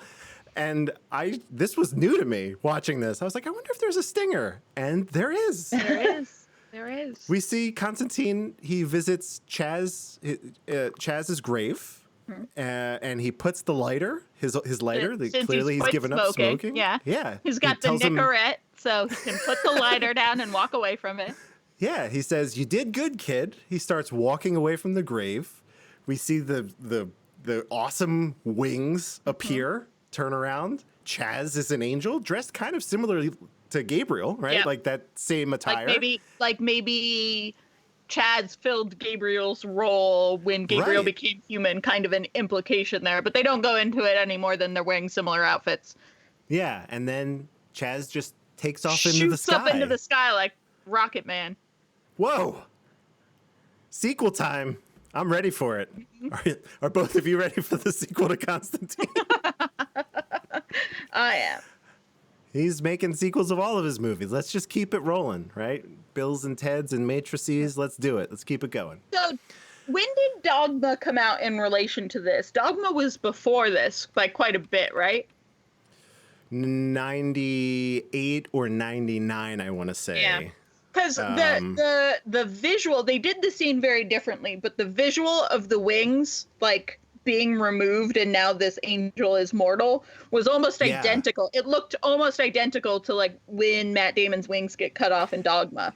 The way that the stumps were there and the whatever. And I was just curious because it was something that occurred to me that I was like, none of the other stuff felt like reminiscent of Dogma other than the fact that there's a lot of religious stuff happening. And a lot of talk about, like entrenched Catholicism and that sort of stuff. But I just thought it was very interesting that nothing else echoed for me at all. I didn't think about Dogma once, even though there's, a lot of subject matter where they're talking about the same kinds of stuff and like how angels are made mortal is by removing their wings and that sort of stuff. But the look of the like wing stumps, it was like they got the same person from Dogma to do the wing stumps for this because it was so similar in my memory. Yeah. The Dogma Balthazar would have been Jason Lee, I guess, right? And that was cool. Yeah. They should have brought him over to this one. That would have been all right. Yeah, That would have been a weird flavor for the movie. yeah, it definitely would have been. But maybe better than Gavin? I don't know. It's fine. It's fine. That's Constantine. What it is. That's Constantine. That's all right. Did it. Yeah. So, the question that we ask at the end of this, do we ultimately recommend this film? Yes. Asia? Yes. All right. Me And too. I am going to go one step further and say, out of all of the movies that we've seen so far, I recommend this one the most because I feel like it's so different than what I thought it was going to be based on the reputation that it has. What? Yeah, I think out of any movie that we've seen so far, out of any on the list, if someone says, okay, you've watched, 2 seasons of a podcast worth of Keanu Reeves movies, which one should I see? I think it's Constantine. This Not is that it's absolutely the best movie. wild. I think. Not that it's the best movie, but I think that the cultural, I don't think people are going to go back and revisit Constantine if they haven't seen it because there's this impression of it being a bad film, and it's not a bad film. And if you like comic book movies, you will like this movie. I would not put it at the top of my list as far as rankings go, which we're about to get to, but Yeah. I recommend this also- one more than any other one that we've seen so far. I think also like there's a strong a strong argument to be made that if you like urban fantasy, if you like supernaturally tinged horror films, you'll also like this. Like it's very much like a genre like hybrid in a lot of ways. I don't remember what actually my top 5 list was when I came on the show last time, but if I didn't put Constantine in my top 5, I'm kind of surprised. Like because I think it's one of his better films, honestly. So. All right, cool.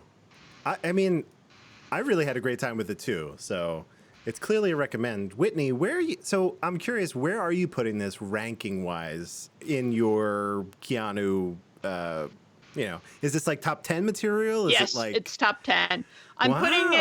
putting it between A Walk in the Clouds and Parenthood. It's at number 6 for me.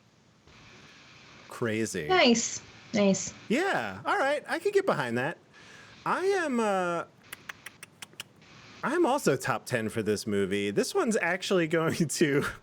All right, and I know that our next episode is The Reckoning, so please, bear with me here. This one is going to be my number 8, right up there. And I have to make some changes. Permanent We Record all would be have my to number make 9. some changes. Yeah, this is not great, but I'm Permanent happy. Record is nobody's number 9. It's not. It's not even mine. I know it's currently listed as my number 9, and it was just out of some foolishness that it remains there. So, right. But yeah, I think definitely top 10 There's a lot material. to be said for like ranking them and then going back later and looking at your rankings in retrospect, because there's our emotions that like get involved at the immediate time. And talking about those emotions as we're feeling them, and then going back and looking at them in the scope of all of the history of everything we've seen so far. It's why I really like The Reckonings, because I feel like Permanent Record really affected you at the time to Right. put it so high, because you bumped it down now like 4 times. It was like very high in your rankings. And then like overall, is that a good movie? Not nearly as good as other things that should be in your top 10, but the fact that it like hit you so hard at the time says something for that movie. Right. I refuse. Why is My Own Private Idaho as high as it is for me? Like, that's a good movie, and I think it's a very big part of queer cinema history, but it is Right. not a number 8 movie. All right. Yeah, it's not. I mean, yeah. I think, yeah. I'm looking forward to The Reckoning to make these changes and adjustments and get a little bit more clarity. It's like, oh, okay, got it. It's just cool to rewatch these movies like this, too. Something I have seen, but not since, with a little bit more life experience and fresh eyes, and having seen how essentially like Marvel and DC have done it in the interim. Yeah, cool. And cool some stuff. of it far more far poorer than Constantine did. I guess I really am shocked, because I had heard so much about it not being a good movie and not being accurate to the books, which is still true. But I feel like I had such this is part of Keanu's bad period image in my head. Like those years that were his like lost years as far as movies go, this was one of them. And it's so not. It's so not. It's if you like... Or maybe we should talk a little bit. Maybe, I don't know. We can not talk about it. About Roger Ebert ranking this film as one of his all-time worst movies ever. Oh, Okay, so let me tell you about Roger Ebert. Every time that I have looked at a Roger Ebert review for Keanu Reeves movies, not as a whole, but when it comes to Keanu Reeves, he is diametrically opposed to how I feel about the movie. He is giving some very terrible movies some very high praise, and all of the ones that I like, he says are terrible. So Why do you think that is? I don't know. I think that Roger Ebert was very much a sucker when it came to sort of Keanu Reeves, like laid back surfer Bill and Ted persona that like a lot of people that were, I think it was a certain age. I think Bill and Ted came out at a point where a certain age of adult was like, this guy's an idiot. Of course, absolutely. And I feel like that. Well, no, like I think that's really like literally how sort of almost a Michael McConaughey, like he almost had a McConaughey type persona for a while for a certain generation of Matthew people. McConaughey? Yeah, Matthew McConaughey, not Michael. I don't know. what I was thinking. But Matthew McConaughey, he almost has a Matthew McConaughey, surfer, California, laid back, no shirt, kind of a No, he absolutely opinion. did, because he also did Point Break too, and Right. and like they both came around, like those were his first like really big movies after My Own Private Idaho, right? So like, like he definitely, that was his type that he had to break through for a while, and I think it was also a type that a lot of people in the 80s responded to, and so I think whenever he moved away from that, he was judged more harshly and scrutinized a lot more. And I think that's what Roger Ebert is doing, is like, hey, this guy's an idiot, but this is actually, there's some depth to this movie. And it's always the movies that have some depth to them that I don't like. It's always what was the big one that Roger Ebert loved and all of us hated? Which one was that?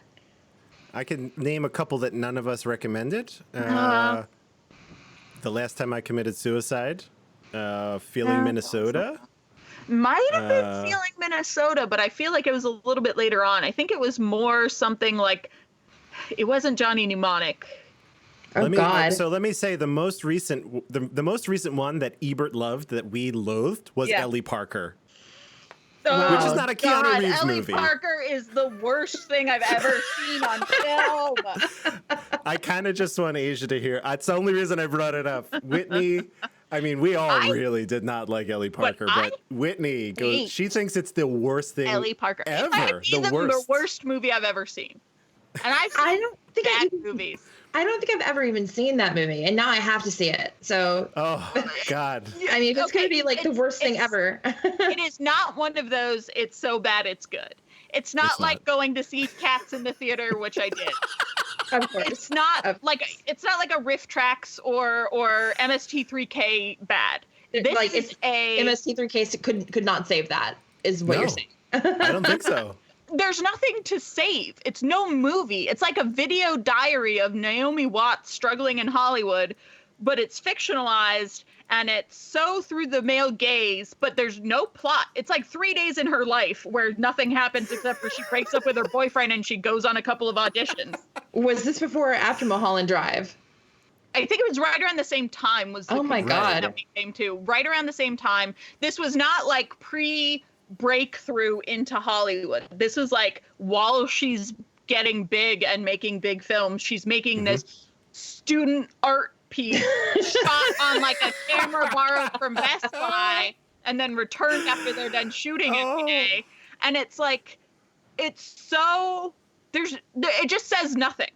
There's an absence of moral, there's an absence of story, there's an absence of plot, there's an absence of viewpoint. Like, there's no reason to make this movie because it's literally just watching an actress in her car, like, psyching herself up for auditions, and then you don't even know what happens from what the outcome of some of the auditions are. And that sounds like something I really want to see.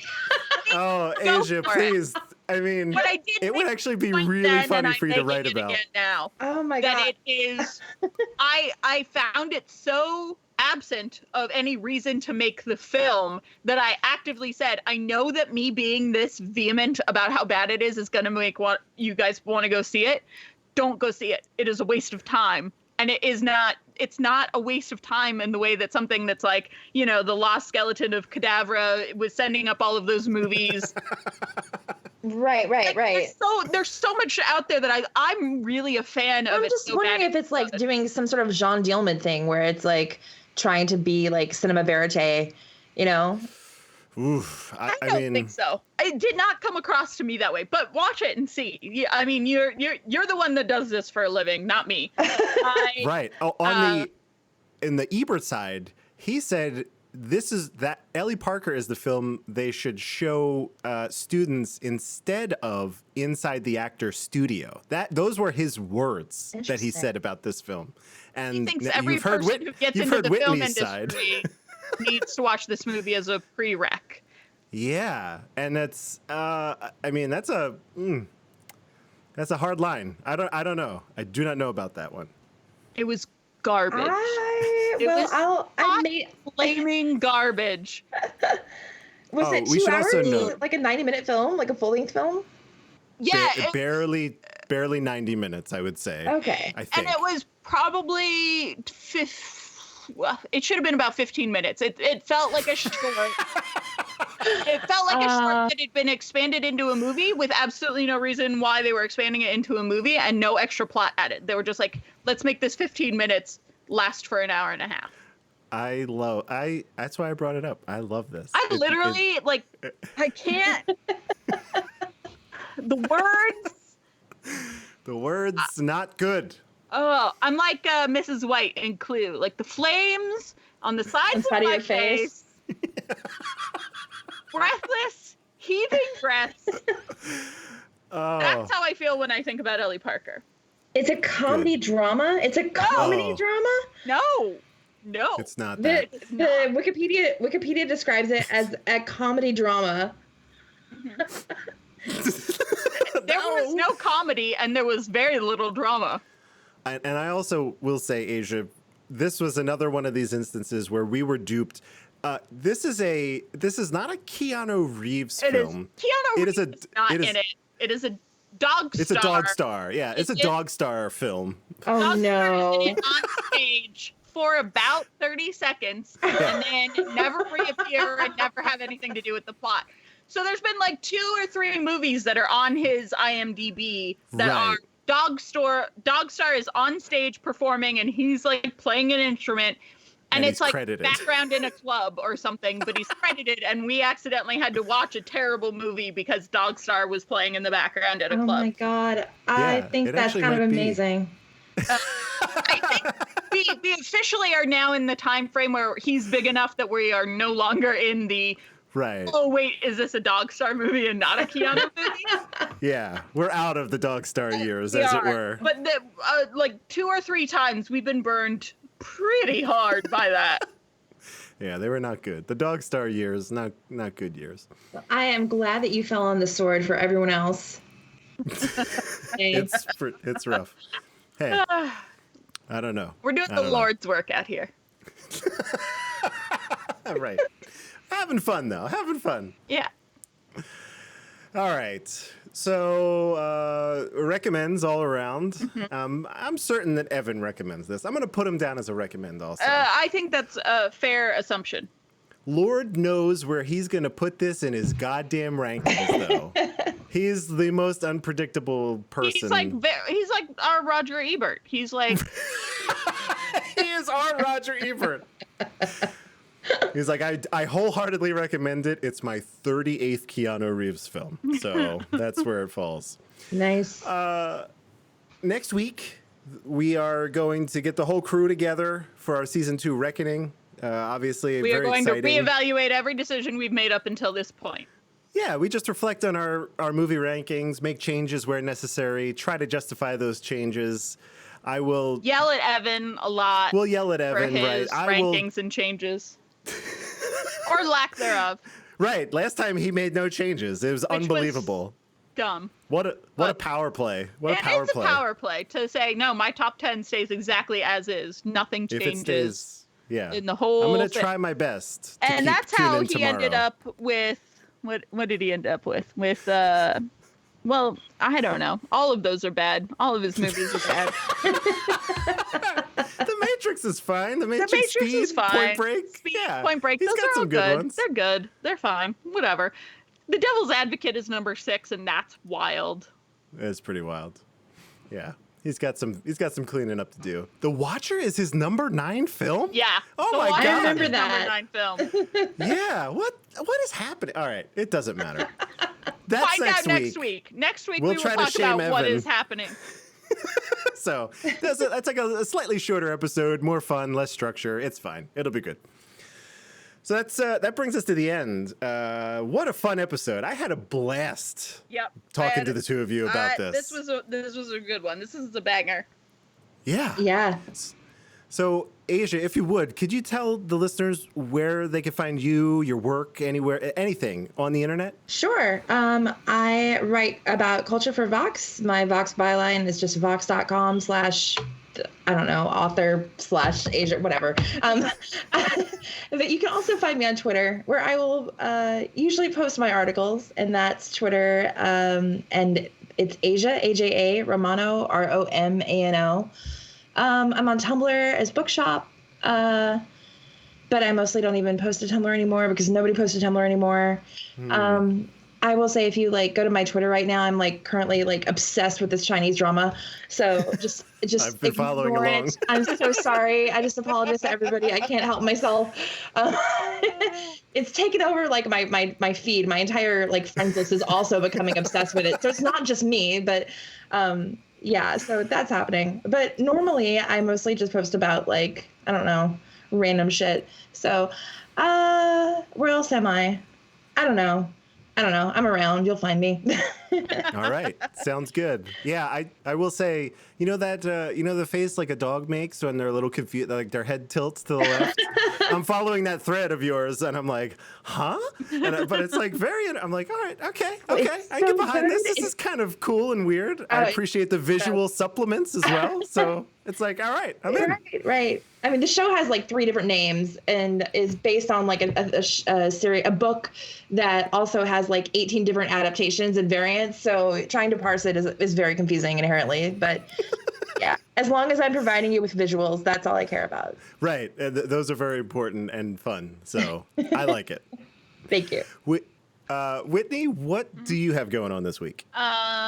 Yeah. So Whitney _Nelson NELSEN on Twitter, and you can kind of find everything from there.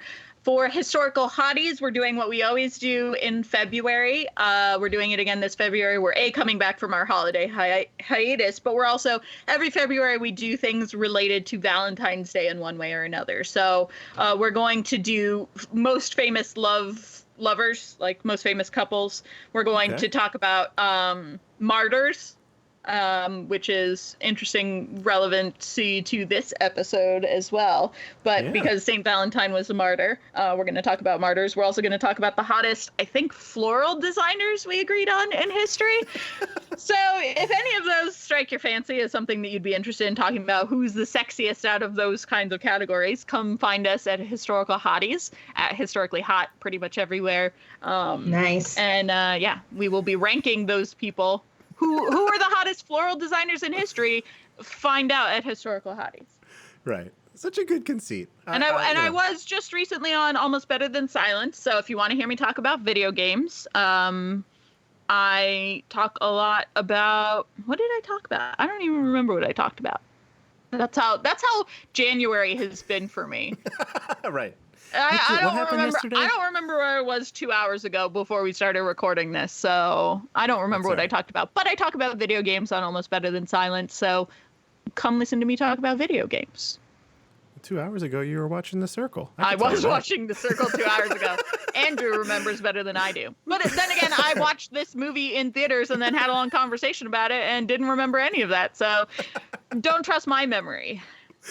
There you go. So definitely follow along Historical Hotties. Tears Whitney lost Nelson. in the rain. Oh, that's beautiful. You can find me on Twitter and Instagram at Dark Driving. I feel like Asia. I post a lot of shit. I don't know if there's any rhyme or reason to it. It's mostly just like a notepad for me. You can also follow me over on twitch.tv, getting back into streaming, and not just games, but I experimented with streaming some like video editing type stuff, and it turned out pretty well. I had a couple viewers there, follow along, ask questions, do that kind of stuff. So if that's your bag, video editing, learning a new skill, give it a follow, twitch.tv/darkdriving. I'm dark driving everywhere. Just do that. And I think that brings us to the end of this incredible episode. So, thank you all for joining us. And in the words of Bill S. Preston and Ted Theodore Logan, be excellent to each other and party on, dudes.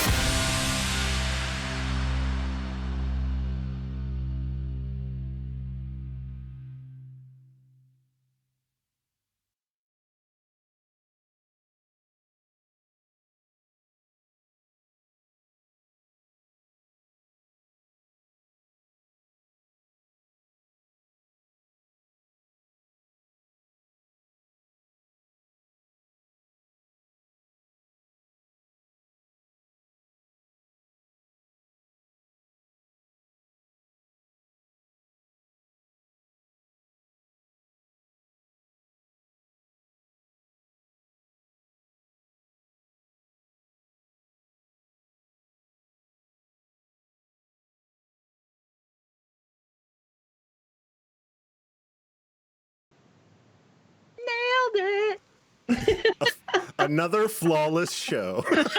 Oh, I'm glad you guys thought so, because the whole time I'm just like, I am really exhausted and barely coherent. So No, that was great. I really enjoyed that. I think it was the exact right mix of like nonsense and sidebars and calling Matthew McConaughey Michael McConaughey mixed in with genuine film critique that we really strive for on this program. Right. You got to keep it light. You're very keep kind. it light. Right. It was awesome.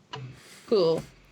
Well, all right. I hope you guys have a good season 2. If you want me to come back, let me know. I'll be happy to come back anytime. Yes. So. Yeah. What are the next movies coming up that you feel passionately about? Because we like having you on for the ones that you have strong feelings about. So we're talking if just for reference, 2000 and the years 2006 to 2016. So that 10-year period. So. Oh, so the lake house is coming up soon, right? That's the Lake House, 2007, right? Yes. Yeah. I like that one. I think that was actually one of the ones that I like listed. I don't remember. I honestly don't remember any of the films that I listed besides John Wick, of course. Yeah, got that coming up. Of course. And the Lake House. I don't know why. I think I was just like, I'm just gonna stick the Lake House in my top 5 and fuck it. A lot of people are very anxious for us to get to the lighthouse.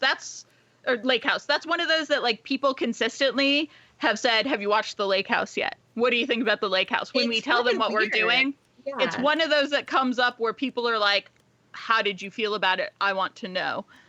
We'll get there. We'll get there. We're not there yet. I'm dreading it.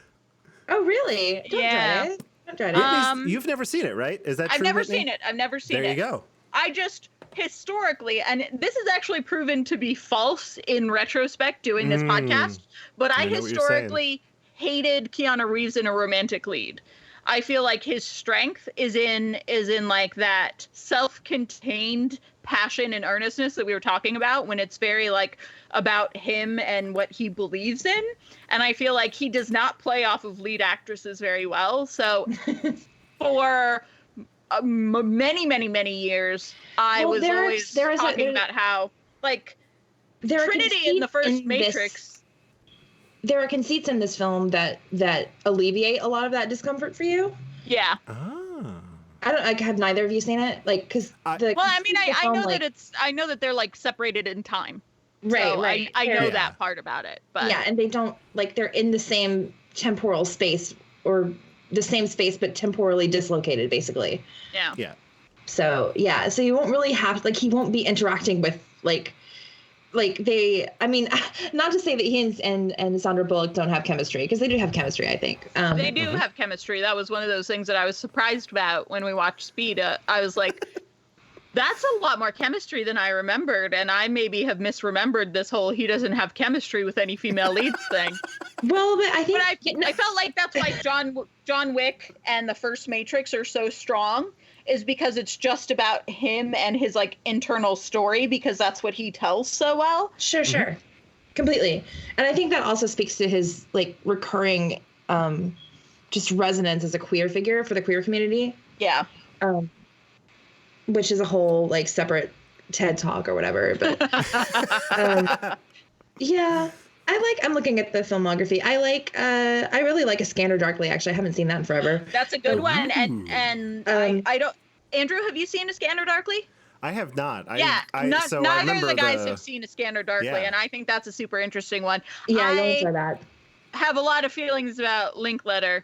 I've never seen have I seen The Day the Earth Stood? I think I've seen part of The Day the Earth Stood Still. I think that he actually.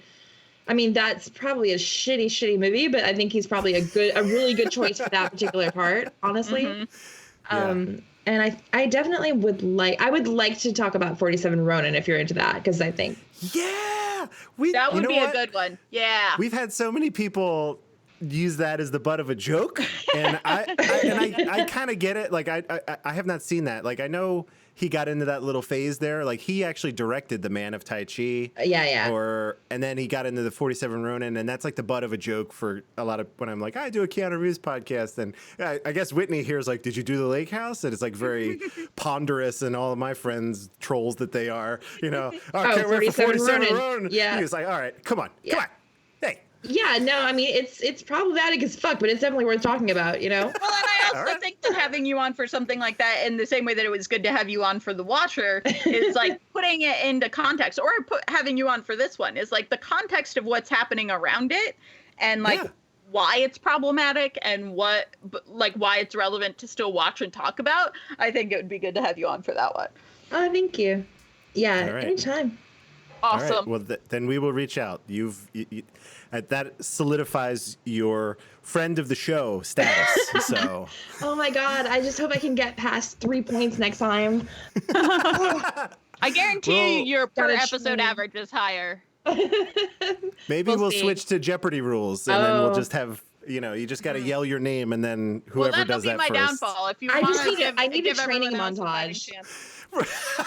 Right, you're just flipping through books. Yeah, it's like scrolling IMDb furiously. Yeah. Yep, I'll be set. That'll be a good one. All right, well, The Circle is calling my name again, so I'm going to go back to watching reality TV like a garbage person.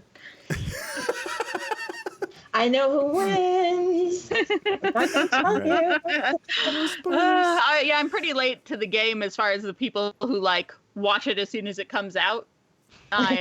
Everyone knows, everyone in my feed who, when I said The Circle has sucked me in, I've gotten more responses on that than I have anything else I posted recently, and it's all people being like, oh my gosh, it's so good, and trying to talk about spoilers, and I'm like, hang on, guys, I'll be there in 24 hours. Just let me have those 24 hours. Press yeah, pause. Come on, all guys. the binge pressure of Netflix, etc. Mm-hmm. No good. All right. Good night, everybody. All right. Good night. Thank you both so much. Thank you. Good night. All right. Bye.